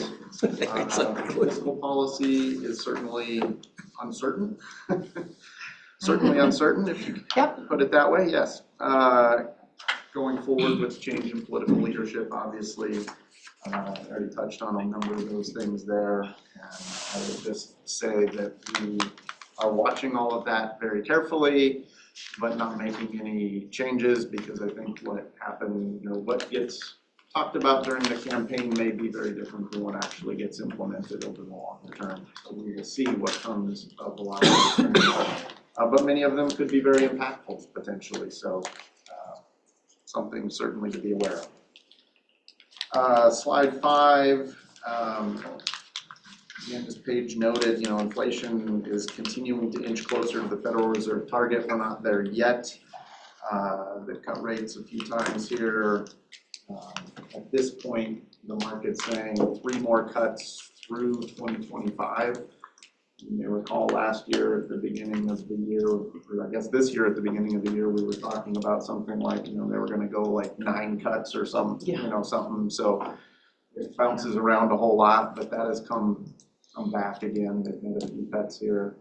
I think it's slower going, go forward, at least, market expectations at this point. We did a few more, but not a ton. But that bring, Fed funds rate down to somewhere between 3 3/4 and 4%. We had a pretty flat curve at that point if everything else stayed the same, but maybe just slightly upward sloping, which is something we haven't seen for quite a while. Yeah, nothing else to say there, I don't think. Slide 6. I always like to look at the unemployment rate and the wage growth because at the end of the day, I think it's the best tell for what kind of economy are we going to have. If people have jobs and their wages are growing at least consistent with inflation, if not a little bit better, they're going to continue to spend and we're likely to have a pretty decent economy. And that has been the case. We did have a pretty low payroll print in October. It was only 12,000, but that was heavily impacted by the hurricanes and the Boeing strike. So expectation is that we get a little bounce back when we probably see the November numbers. But the trend is pretty good here overall, I would say, or at least holding steady. Slide 7, consistent with that theme, consumer spending remains solid, which, as you know, the majority of the U.S. economy is driven by consumer spending. And so that has held up very, very well. Debt service ratio for consumers has ticked up over the last couple of years here as we sort of rebounded to pre-COVID levels. So everybody got their stimulus checks and paid off debt and they were cash rich. That's sort of moved through the system at this point. Consumer debt has picked back up. In other words, they've taken out auto loans, credit card loans, et cetera, but it's at what would look to be a fairly normal level prior to COVID. Small uptick in defaults that kind of goes along with that, but again, sort of nothing out of the norm pre-COVID. So don't see any real trouble signs here on the horizon that would derail consumer spending, at least in the short term. So questions on any of that before I move on? All right, seeing none, moving into overall assets under management on slide 8. 28.8 billion. No real big changes here to the pie chart in terms of where that's allocated across the board. Slide 9, looking at it by participant type. So, has been fairly strong growth in the overall assets under management. Most of that was driven by the increase in the pension fund. So the vast majority of that, call it 500-600 million there. Slide 10. Again, you've seen this many times, but no real change in the trend here in terms of the NAV for the various pools at this point in time. Slide 11, the pension asset allocation. We're well within all of our approved asset class ranges. A little bit at the end of the quarter, we were a little below both domestic and international equities, below the midpoint, a little over in real estate and core fixed income. With our more recent market movements here, I'd say we've gotten closer across the board. We're about 1% underweight in international at this point and about 1% overweight in real estate would be the two kind of biggest deviations, mostly due to market movement. Slide 12, the overall asset allocation just in a different format here in the pie chart. Again, no big changes here to our positioning or anything like that. Slide 13, net performance.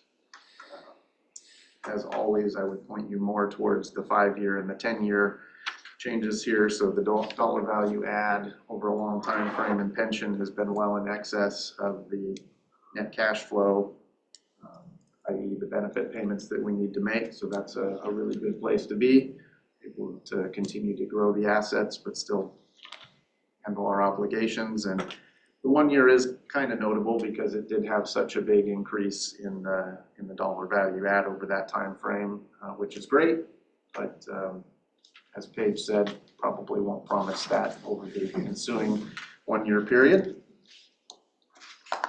Slide 14, performance here in terms of percentage numbers.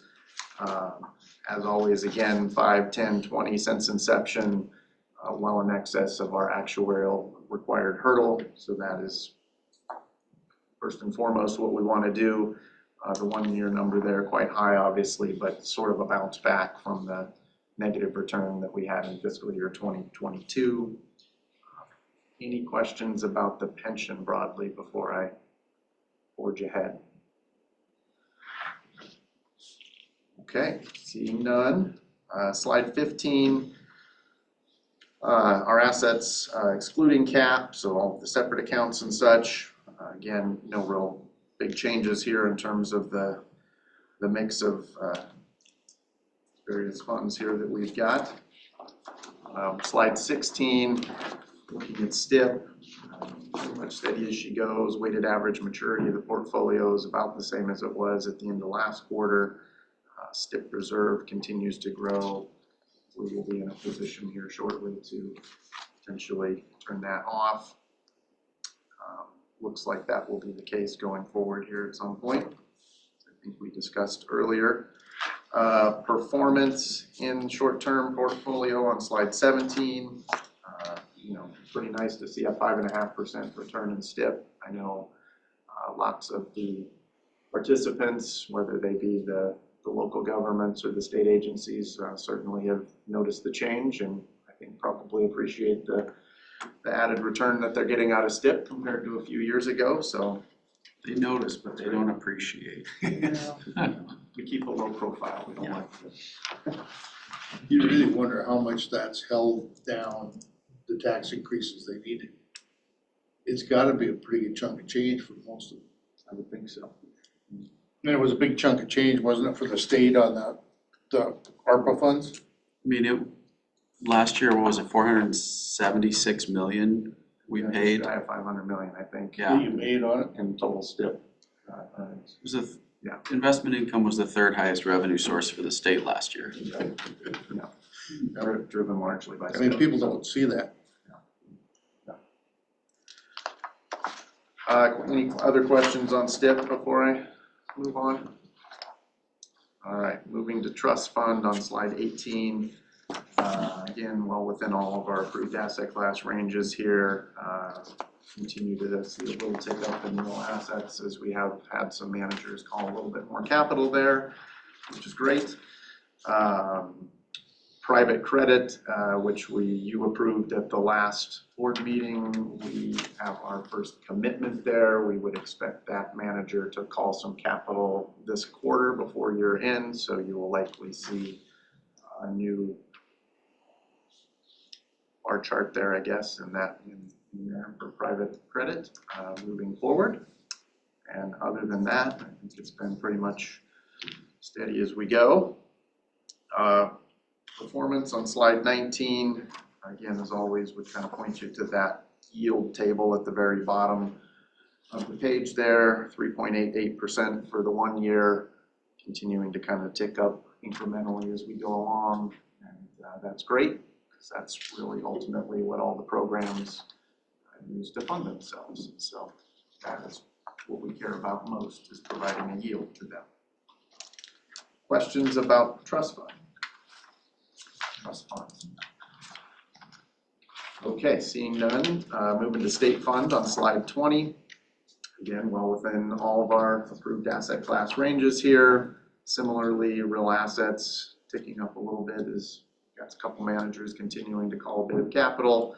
And also similarly, state fund has made its first commitment alongside the other funds in private credit, and would expect there to be a capital call from that manager in the fourth quarter as well, which actually Thomas will go over that particular manager when we get to his section. So, slide 21, state fund performance.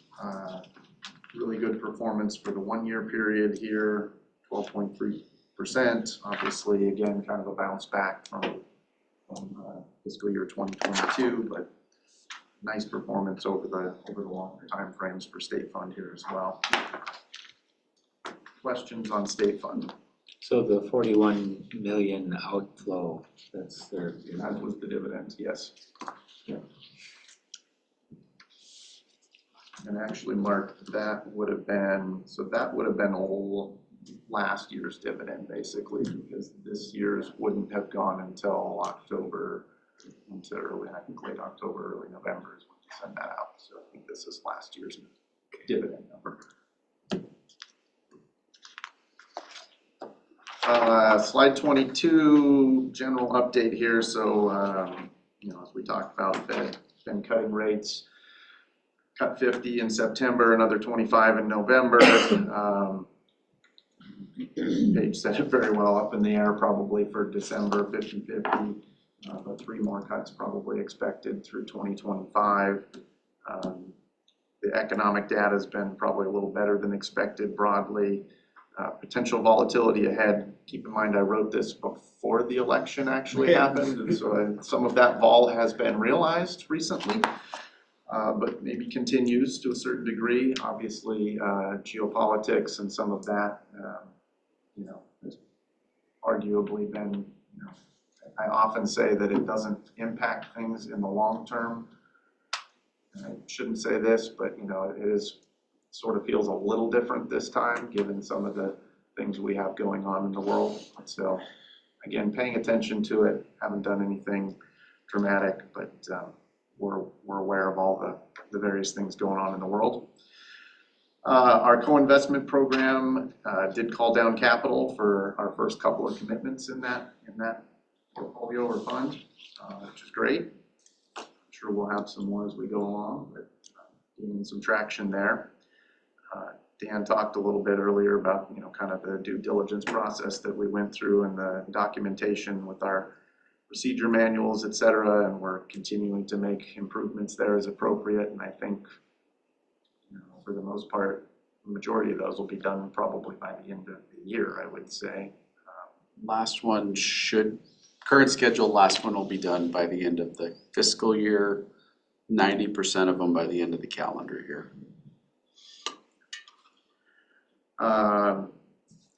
And also talked about, enhancing the security of our IT platform, signing the contract for the data room stuff, so that's great. Been working with the analyst staff to assign some projects across asset classes as appropriate. So we've got Rob working on a little bit of fixed income stuff. We've got Matt working on a little private investment stuff. Sam's doing some real estate things. So trying to give people opportunities to look across asset classes, potentially have backups there, I guess, if we had something happen that people have understanding across the board. And I think it keeps things interesting for everybody as well, so we benefit to everybody. We just finished interviewing for our fixed income analyst position. We've made a job offer. It has been accepted, but is still in the process of going through the background check and all those sorts of things, and in Peg's capable hands, and I'm sure she will usher that to the finish line as soon as we can. Probably would expect that they won't start this year, sometime early next year, the expectation at this point. We've also posted for our investment and accounting intern positions, which I need to send Tim the link for that so he can circulate it to students at Tech. See how that goes, should be good. And then finally, just wanted to kind of give a shout out to Kirsten, who passed level 1 of the CAIA exam. And subsequent to me writing this, Rob found out that he passed level 2 of the CAIA exam, so he has the CAIA designation now. So that's great.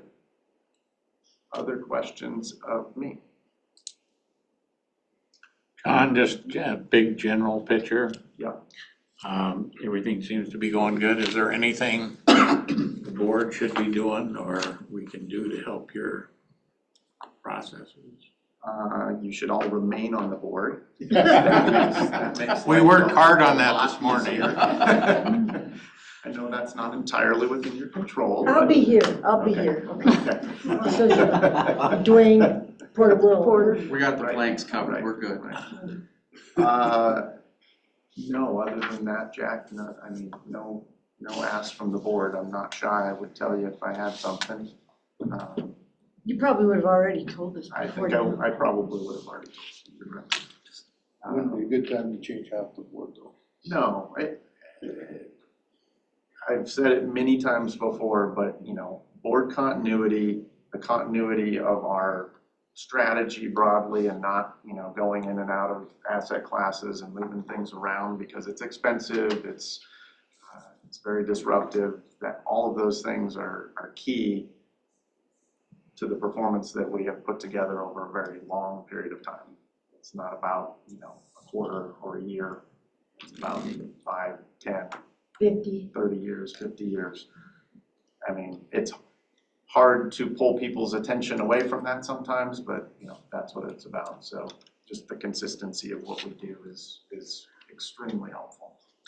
Porter, what's your biggest concern over the next year?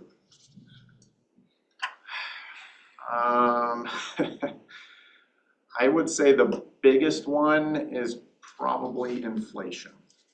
At a high level, that we don't do something, I don't mean us as a board, but I mean us as a country, that reignites inflation in some significant way. That would be extremely concerning. But those are sort of things that are beyond our control. But I mean, from a market perspective, that's sort of what I see. A lot of the policies that were proposed would generally be, if everything were implemented the way it was talked about on the campaign trail, it would generally be very inflationary. I don't necessarily expect that that's going to happen. There's lots of other hurdles to get through to make that happen, but at a high level, that's probably the biggest concern.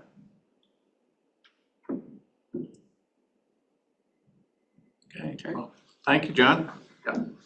Inflation's never a good thing. Good afternoon, Mr. Chair and members of the board. I'll refer to the key takeaways of macro attribution on page 23. Starting off with strategic asset allocation, most benchmarks made positive contributions to the pension policy neutral 5.2% return.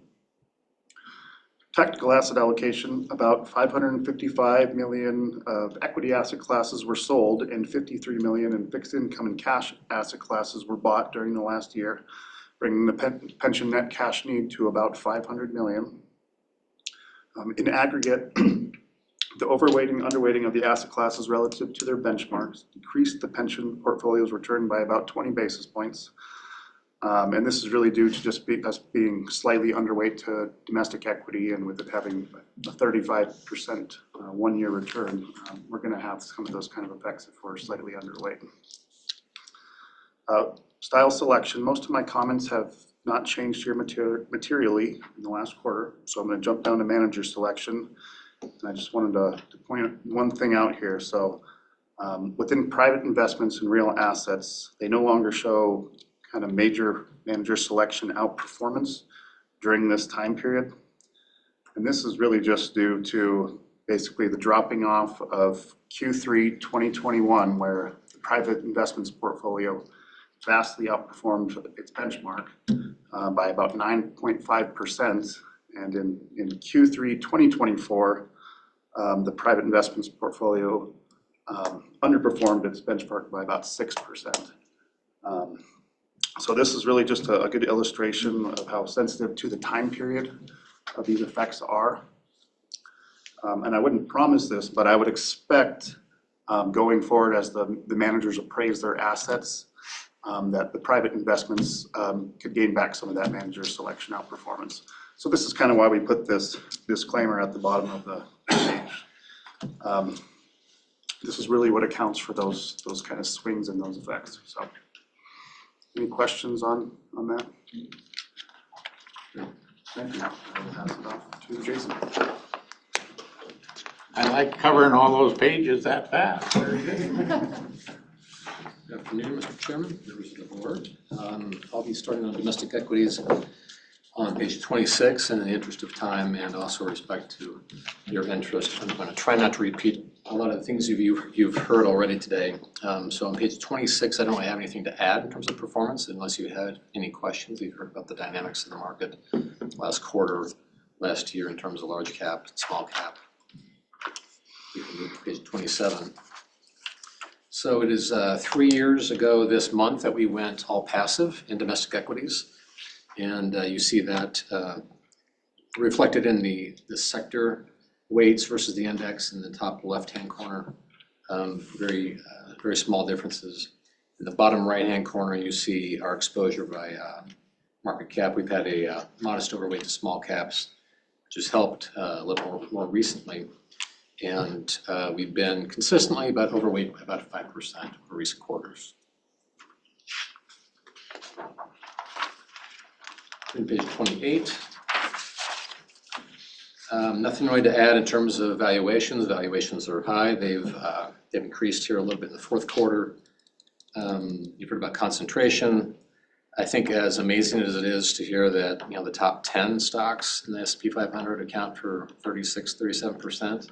Top 3 account for 20, and that's as eye-popping, I think, as the concentration in the top 10. How did we get here? Well, I think since the beginning of 2021, about half of the S&P's return has come from Magnificent Seven stocks. And in terms of valuation, so the largest stocks in the market are trading at a premium to their long-term averages. So too is the rest of the market, but just not to the extent that you see in the top 10 largest stocks. Any questions about domestic equities? Going to page 29, international equities, a different story. For international equities, as they outperformed U.S. stocks in the third quarter, impressive returns of close to 25%. Obviously, it's still lagging U.S. stocks by a good distance. And one thing I want to point out in terms of the quarter that happened late in the quarter was there was a huge rally in Chinese stocks. And a lot of that was fueled by a more optimistic view of what future government stimulus might look like. I would say that since then, I think there's still plenty of skepticism in the market about what future stimulus measures might look like, and exactly how aggressive the Chinese government might be. And two, after having underperformed in 2023, emerging markets have outperformed developed markets so far here in 2024. Currency, which has generally been a headwind, was a tailwind in the third quarter. That's reversed a little bit here in the fourth quarter. On page 30, you see on the top left-hand corner our weight in emerging markets. We're just slightly overweight. And this has, again, this is something that is a aggregate of our managers' exposures. This is not something that we actively manage. That number has moved around a little bit. We were slightly underweight EM going into the third quarter. That's risen some here in the third quarter. Our small cap overweight has been pretty consistent. It ticked up a little bit. You see that in the bottom left-hand corner. That has ticked up a little bit as we've used large cap for liquidity. And you see our active weight in the bottom right-hand corner. If you recall, year and a half ago, we were in the upper 40s in terms of active management. That's increased for a few reasons. One is we changed our policy more recently to allow more in active management. And as well, we've used the index funds for liquidity. So when we sell index funds, our passive weight goes down, active weight goes up. And two, we've made contributions periodically over the last 18 months or so to our active small cap manager. So should that stabilize now, active? I think that, so we can have 35 is the floor on passive. I think there might be a few opportunities to increase a little bit, but we want to leave a little cushion for market movements. And if John wants to raise liquidity from international, then that can change that too. So I don't know that we'll get we won't get to 35 anytime soon. Page 31, similar story in terms of valuations. Valuations are up for international equities, a little bit higher than their long-term averages, but as we've discussed in previous quarters, the discount versus US equities continues to be at historically high levels, 36% of a discount on a PE basis at the end of third quarter. Any questions on international equities? Non-core fixed income, impressive results for last year, over 15% for the asset class. Preferreds and emerging market debt have been the top performers year to date. And as I've discussed in previous meetings, the riskiest areas of high yield, so the lowest rated in terms of credit quality, those areas have continued to outperform. Page 33, you see the exposure by sector and credit rating. The differences are largely driven by exposures to areas outside of high yield, like preferreds, which are heavy in financials, emerging market debt, which is foreign government bonds. Both of them have significant investment grade exposure. And the bottom right shows the breakdown by sub-strategy. During the third quarter, we added a little bit to emerging market debt, and we took a little bit out of high yield in October. Page 34. So I'd like to point out three things, at least on this page. First, we talk about high yield spreads, so that's the incremental yield in a high yield bond or treasuries. Second would be absolute yields, and third would be credit quality. So the last year, we've moved from what I called at the time, a year ago, spreads in a normal level. They have continued to compress. I think now we can say that spreads are flat out tight. Rarely have high yield spreads been this low. But also want to consider a couple other things. Second is the absolute yield. Absolute yields right now for high yield bonds are close to 7%, which is pretty close to the 15-year average, but well above the lows that we saw in 2021 when high yield bonds were yielding close to 3.5%. And two, credit quality. Credit quality in the high yield market has improved a lot over that period compared to 15 years ago. Today's market has more in double Bs, so the higher rated, highest rated category in high yield, and significantly less in riskier triple Cs. So when we look at absolute yields of 7%, if we compare to history, we also have to be conscious of what kind of credit quality that we're getting from high yield bonds there. So, any questions about non-core fixed income? Glad to answer anything. Thank you. Thanks a lot. All right, Mr. Chairman, members of the board, I am Ethan Hurley, and I will be covering off real estate and real assets over the following pages, starting on page 35. So here we have some familiar graphs: assets under management by plan, dollar value add over the 1, 5, 10-year, and performance, and a number of bullet points. Broadly speaking, as it relates to real estate, I would say things are on the mend. Transaction volumes are picking up, still muted relative to recent periods, but definitely picking up. The pricing expectations between buyers and sellers is narrowing. The interest rate environment has become more favorable. Debt is more available for the right properties, albeit more so from life insurance companies, the agencies, and the CMBS market versus the banks, given ongoing issues they're having with their existing portfolios, particularly in office. So yeah, while I hesitate to call the bottom, performance is coming back, is bottoming. We'll see that later on. As was discussed earlier, for the first time in I think 9 quarters, we're seeing some positive performance in some of the other broadly viewed commercial real estate indices, that being the MPI and the ODCE that Paige mentioned earlier. So happy to answer any questions. Seeing none, we'll go to page 36. We've got asset allocation and the IPS constraints, diversification, and our net asset value and cash flows for the portfolio for privates only through time. I'll just point out it's broadly diversified. We're within all policy constraints. happy to address any direct questions as it relates to anything on this page or anything at all. Page 37, I've presented the Green Street's Commercial Property Price Index. In the middle column labeled past month, you can see sort of flat performance. I've touched on other commercial industry, real estate indices. Again, bottoming, stabilizing, maybe we're bouncing off the bottom. I'm not going to call the bottom, but it feels like things are on the mend. That's the best report you've given the whole time. Boy, it's been a long time, Cindy. It's been a long time coming. You just keep wondering, is it ever gonna get better? I mean, once you get out of Bozeman.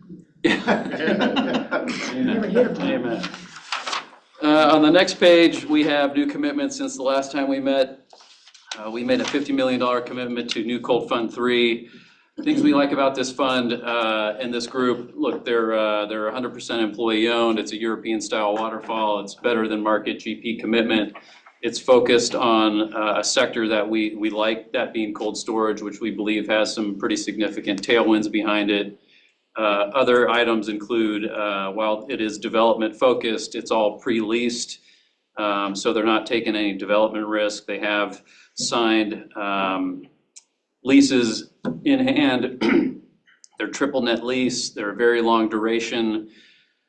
These warehouses that they are developing are 100% automated, which removes a lot of the labor from the equation, the human labor, which is a very high cost proposition. It's globally diversified across tenants, across assets. We visited a number of these assets, both in Indianapolis, London, and Atlanta. Happy to answer any questions. These guys are vertically integrated, so they own all of their software. They own the racking company that builds the racks where everything's stored. There's multiple revenue drivers when products come in and out, both anytime a product is touched, mixed. Very cool strategy, very bespoke. So we did our diligence and we committed $50 million. Where are they primarily? Where are they primarily? Primarily, right now, they are in Europe and the United States. They've got 14 operating assets, maybe 16 at this point. Seattle, Indianapolis, Atlanta, London, Sweden, Poland.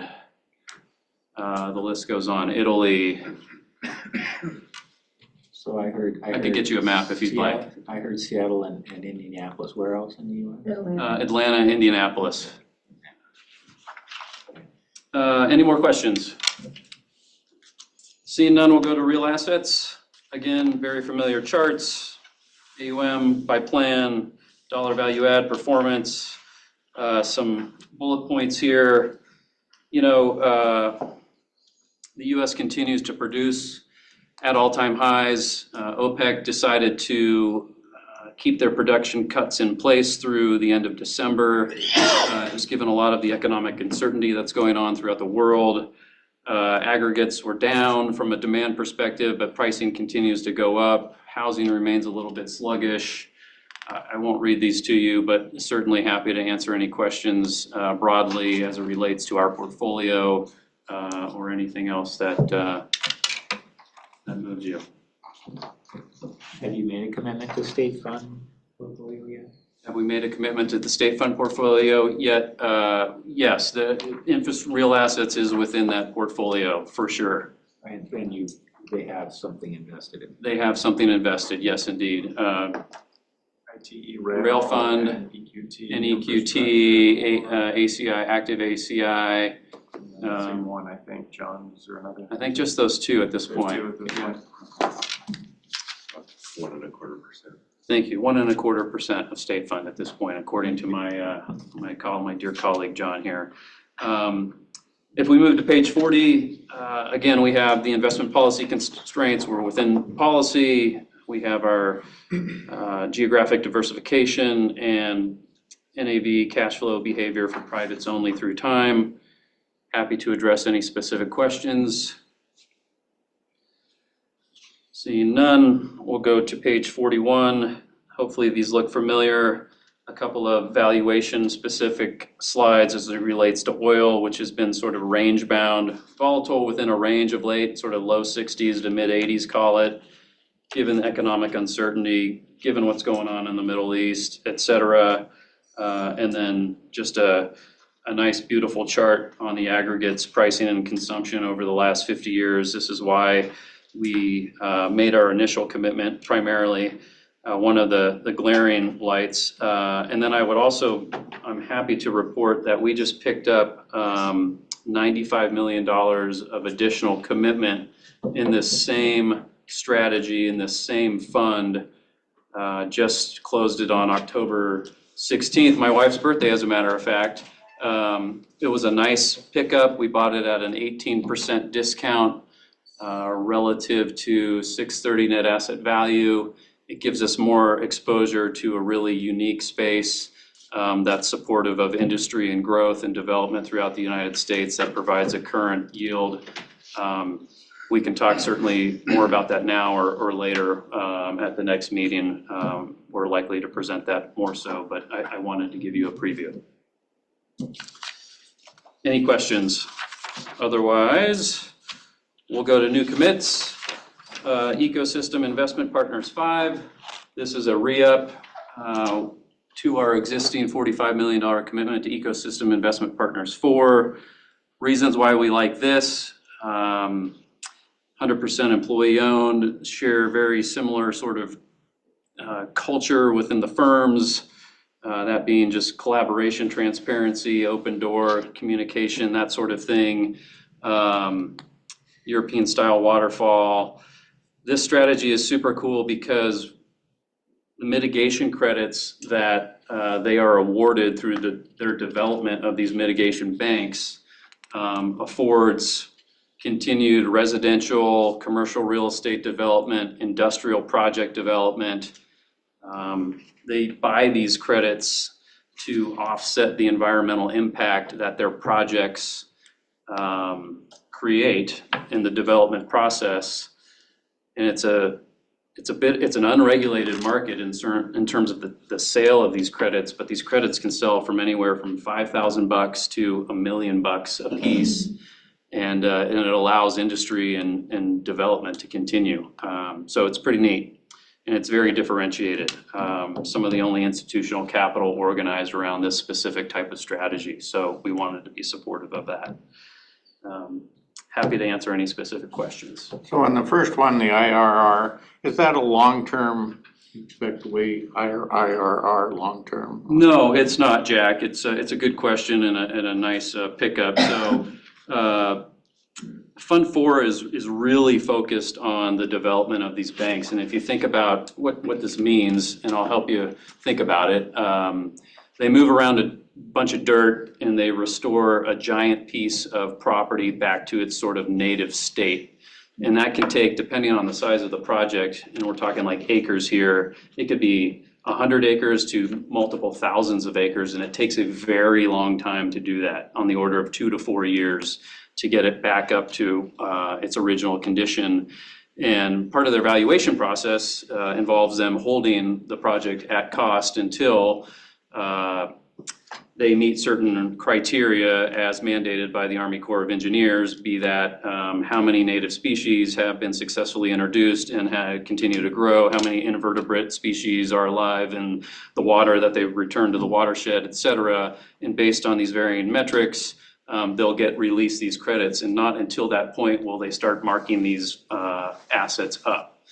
Now, as a recognition of that deep J curve, in Fund 5, they have morphed the strategy to include buying existing mitigation banks that are already cash flowing in order to mute that J curve a bit, in addition to participating more so in what they refer to as pay for success contracts, which are more milestone based with various municipalities with which they contract with, which means that instead of waiting for the credit release and then subsequent sale of those credits, they will get paid by these municipalities once they hit various milestones as determined by that municipality, thereby pushing those cash flows forward, thereby muting the J curve further. So ultimately, I guess the important takeaway here is both of these funds we expect to meet or certainly beat our actuarial rate of return and ultimately be accretive to the overall portfolio construction that resides within CAP, if that's helpful. What is the current use of those properties before they do the mitigation work? It could be a cattle farm, could be they are developing a defunct shrimp farm down in Texas.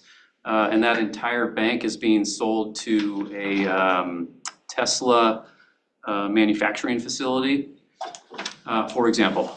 So it could be going from anything to anything. Absolutely. It's not focused on any particular. Correct.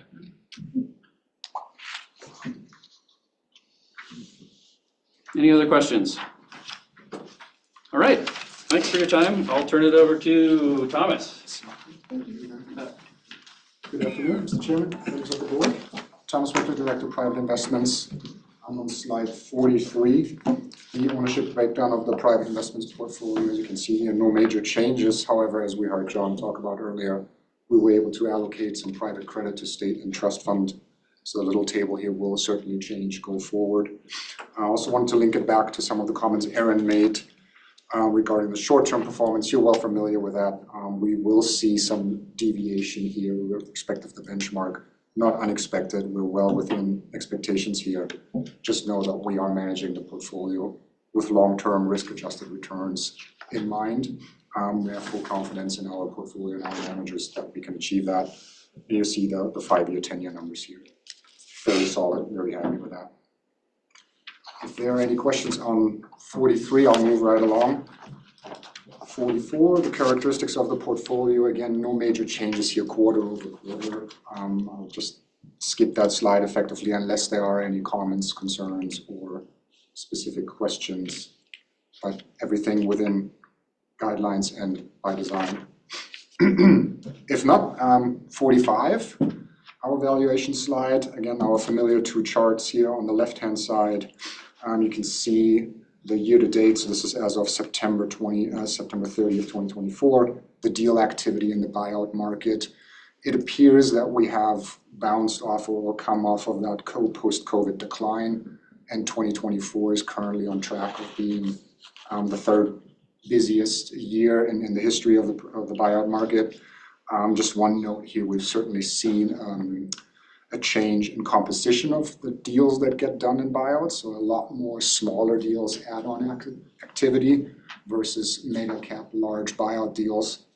And that again is a function of real estate, I was going to say interest rates have been elevated over the past couple of years, so much harder to finance larger deals. So we see a lot more smaller deals getting done. Chart on the right-hand side, again, this should look familiar. The leverage ratio, as you see here, I'll keep highlighting that. That's kind of the headline number that has recovered somewhat of the historic low that we saw last year.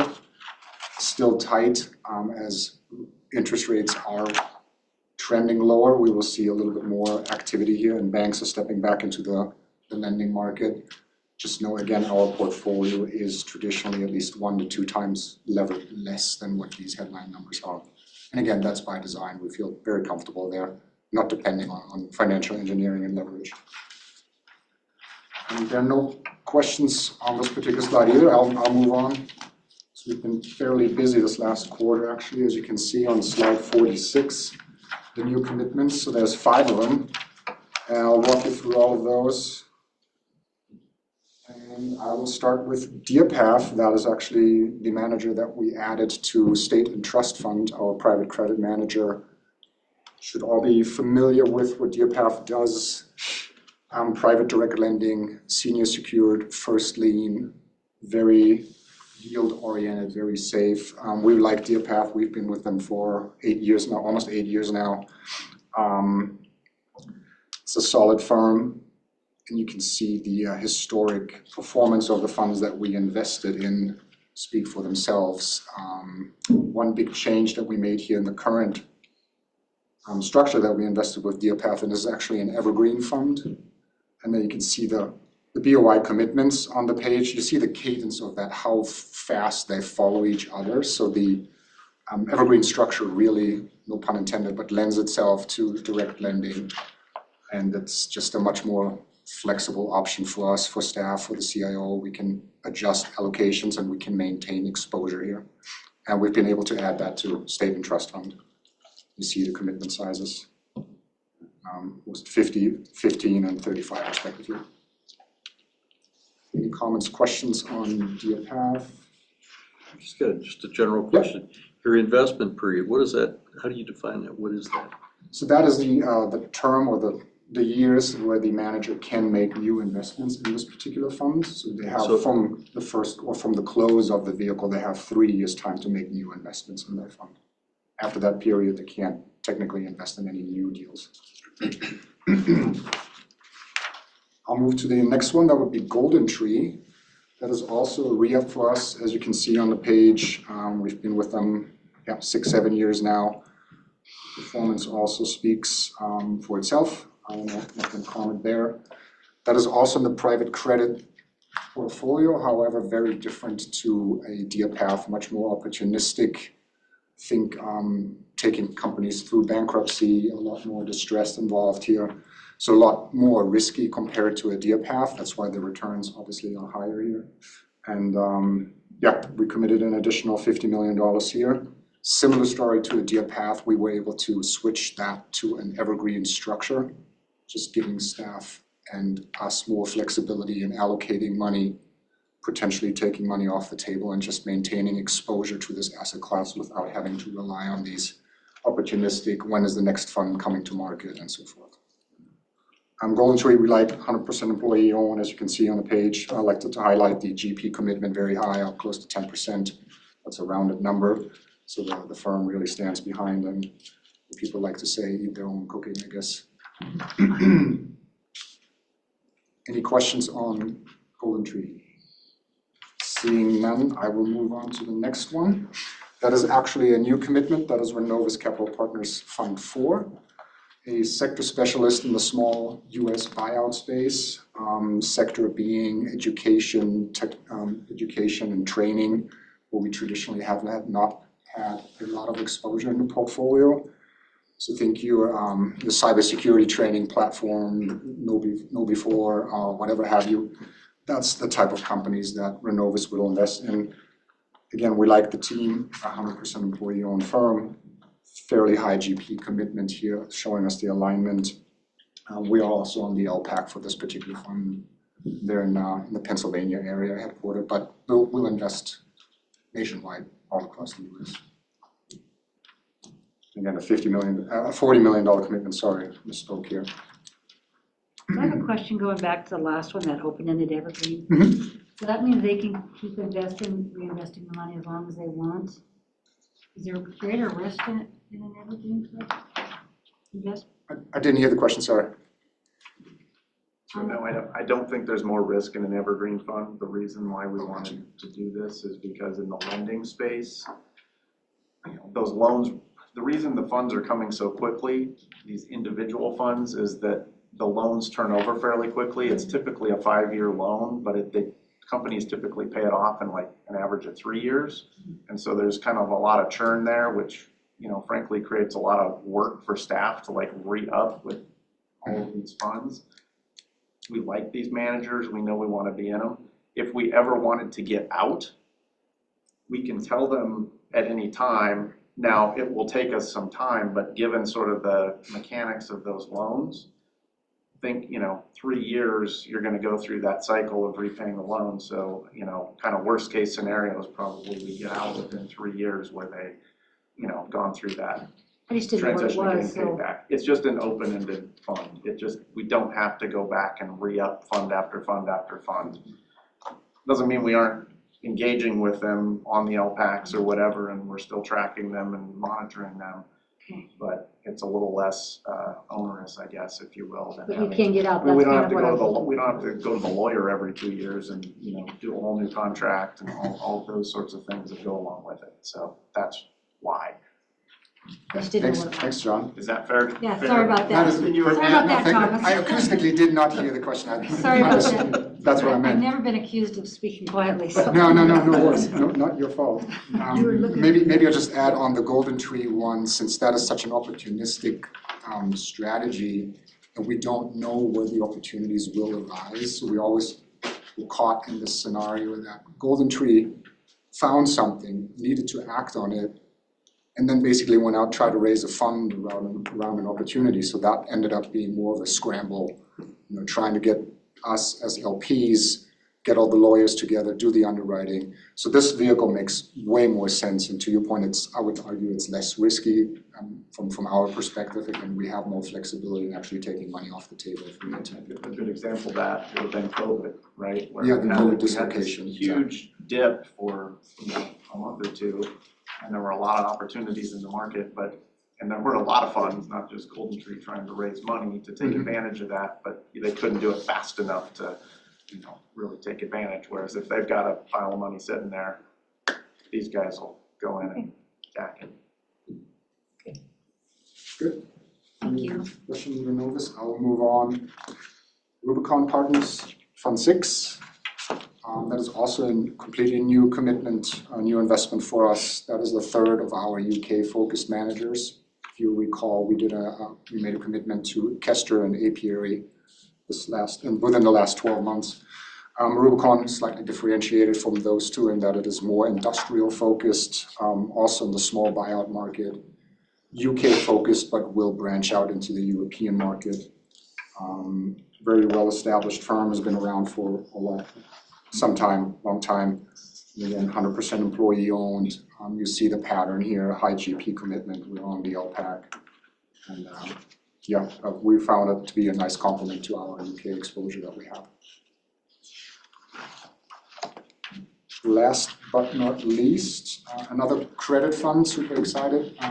Stellus Credit Fund 4, also direct lender, think Treeline and Deerpath, very similar to those two strategies. However, the overall direct lending portfolio has grown quite significantly within CAP. So we thought it's best to diversify a little bit in terms of the number of names that we have there.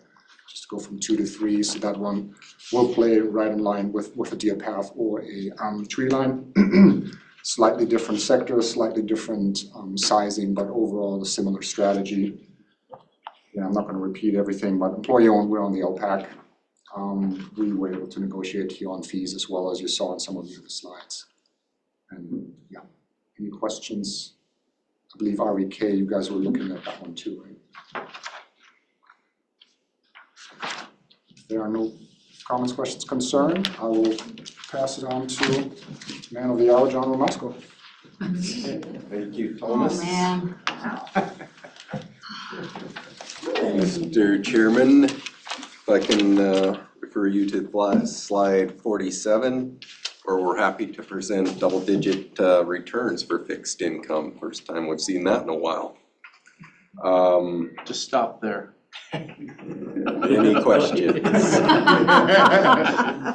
All due to your performance. All due to my performance. You'll note the performance a little bit better than the benchmark in pension and trust, a little short of the benchmark in state fund. If you look at the next page, slide 48, those are the drivers, the tailwinds of that double-digit performance. Maybe looking at the bottom of the slide first, you can see a significant decline in interest rates, a lot of variability based on maturity, but overall general declines. That was the main driver of those double-digit numbers. Looking at that top, a little harder to see the exact magnitude of this, but we saw credit spreads or the risk premium for corporates decline by 50 basis points over the year. So that was an additional tailwind to those performance. Looking at characteristics for the core fixed income, you can see long duration, but short contribution to duration for corporate. So a little bit mixed performance there in that we got quite a bit of bang for our buck by being long duration, but we gave up some We gave some back by being short in corporates in that. On a go-forward basis, our expectation is probably to fade a little bit of that duration, but stay long.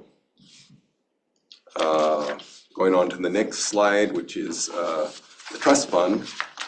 You can see also, again, long duration, not quite as long duration as the core fund, so that's part of the relative difference in performance there.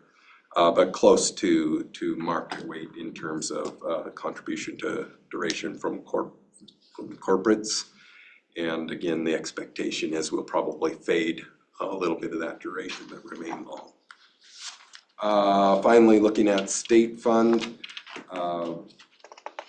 duration a little short of the index there.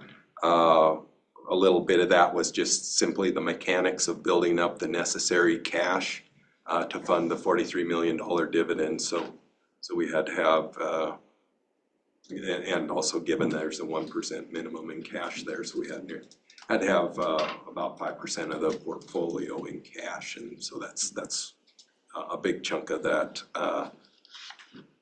Why we're under in duration there, and that explains the most of the underperformance relative, the small underperformance relative to the benchmark. And happy to take any questions.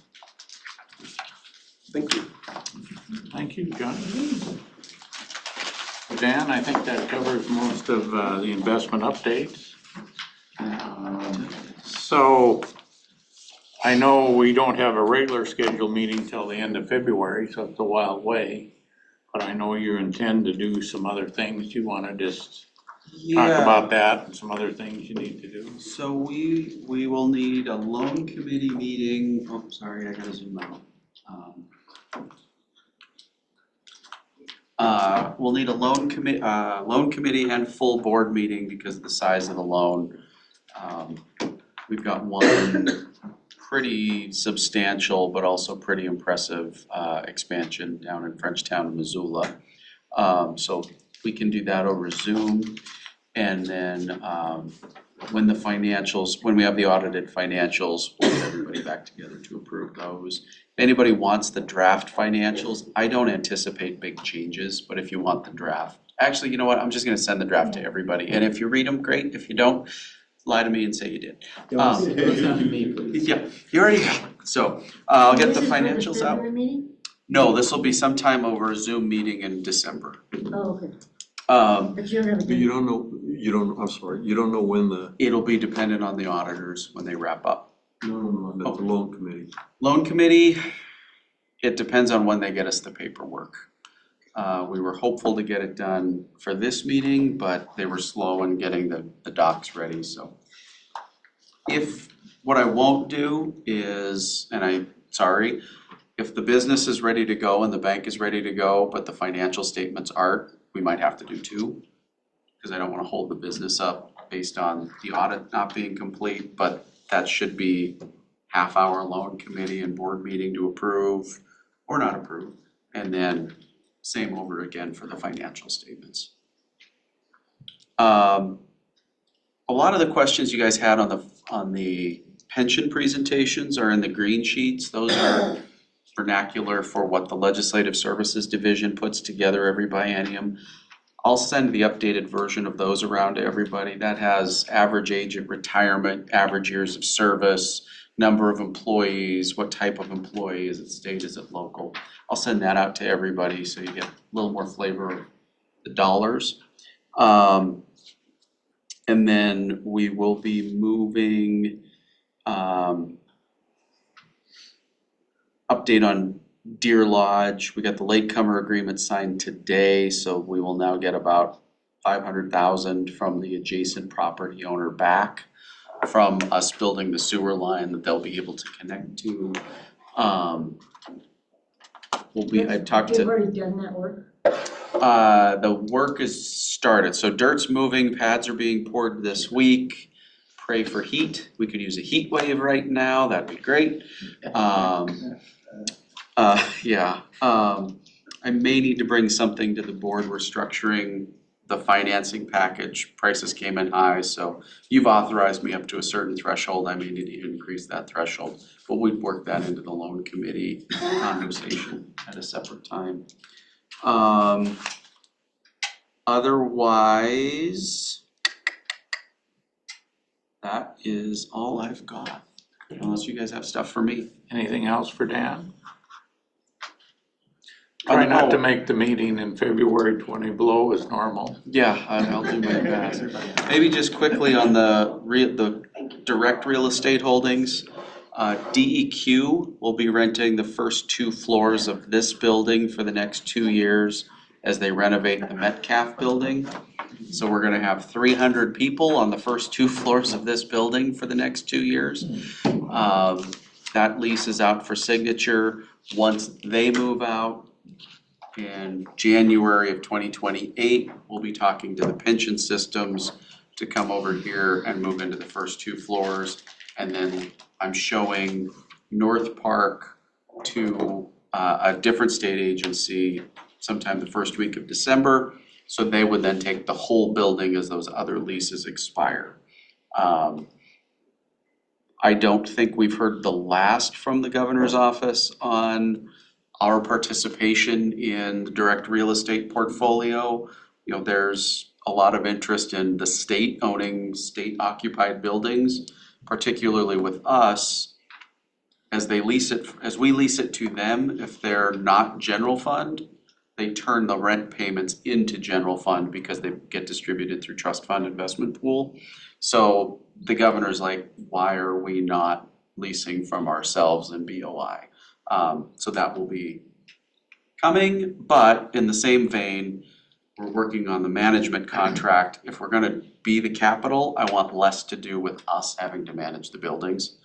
Get that to a property management company, let them handle that, establish thresholds to what they need approval for and what they can just do, and then be done and bring the cash register. Are you talking about expanding our portfolio? We may be asked to buy some.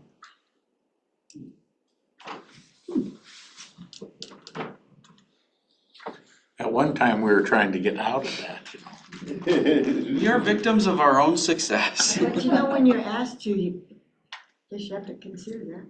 You don't go look for it, but if you're asked to. I mean, if we can get a Think triple net lease, yeah, i.e., we don't do any of the management of it, and just own it. Well, it's a steady return, it's like a good bond. It's gonna Oh, have it's- value. That's right. Ramasco's praying we do this so his performance kicks up. Otherwise, anything you all need from me? No. All right. This meeting's adjourned. Thank you.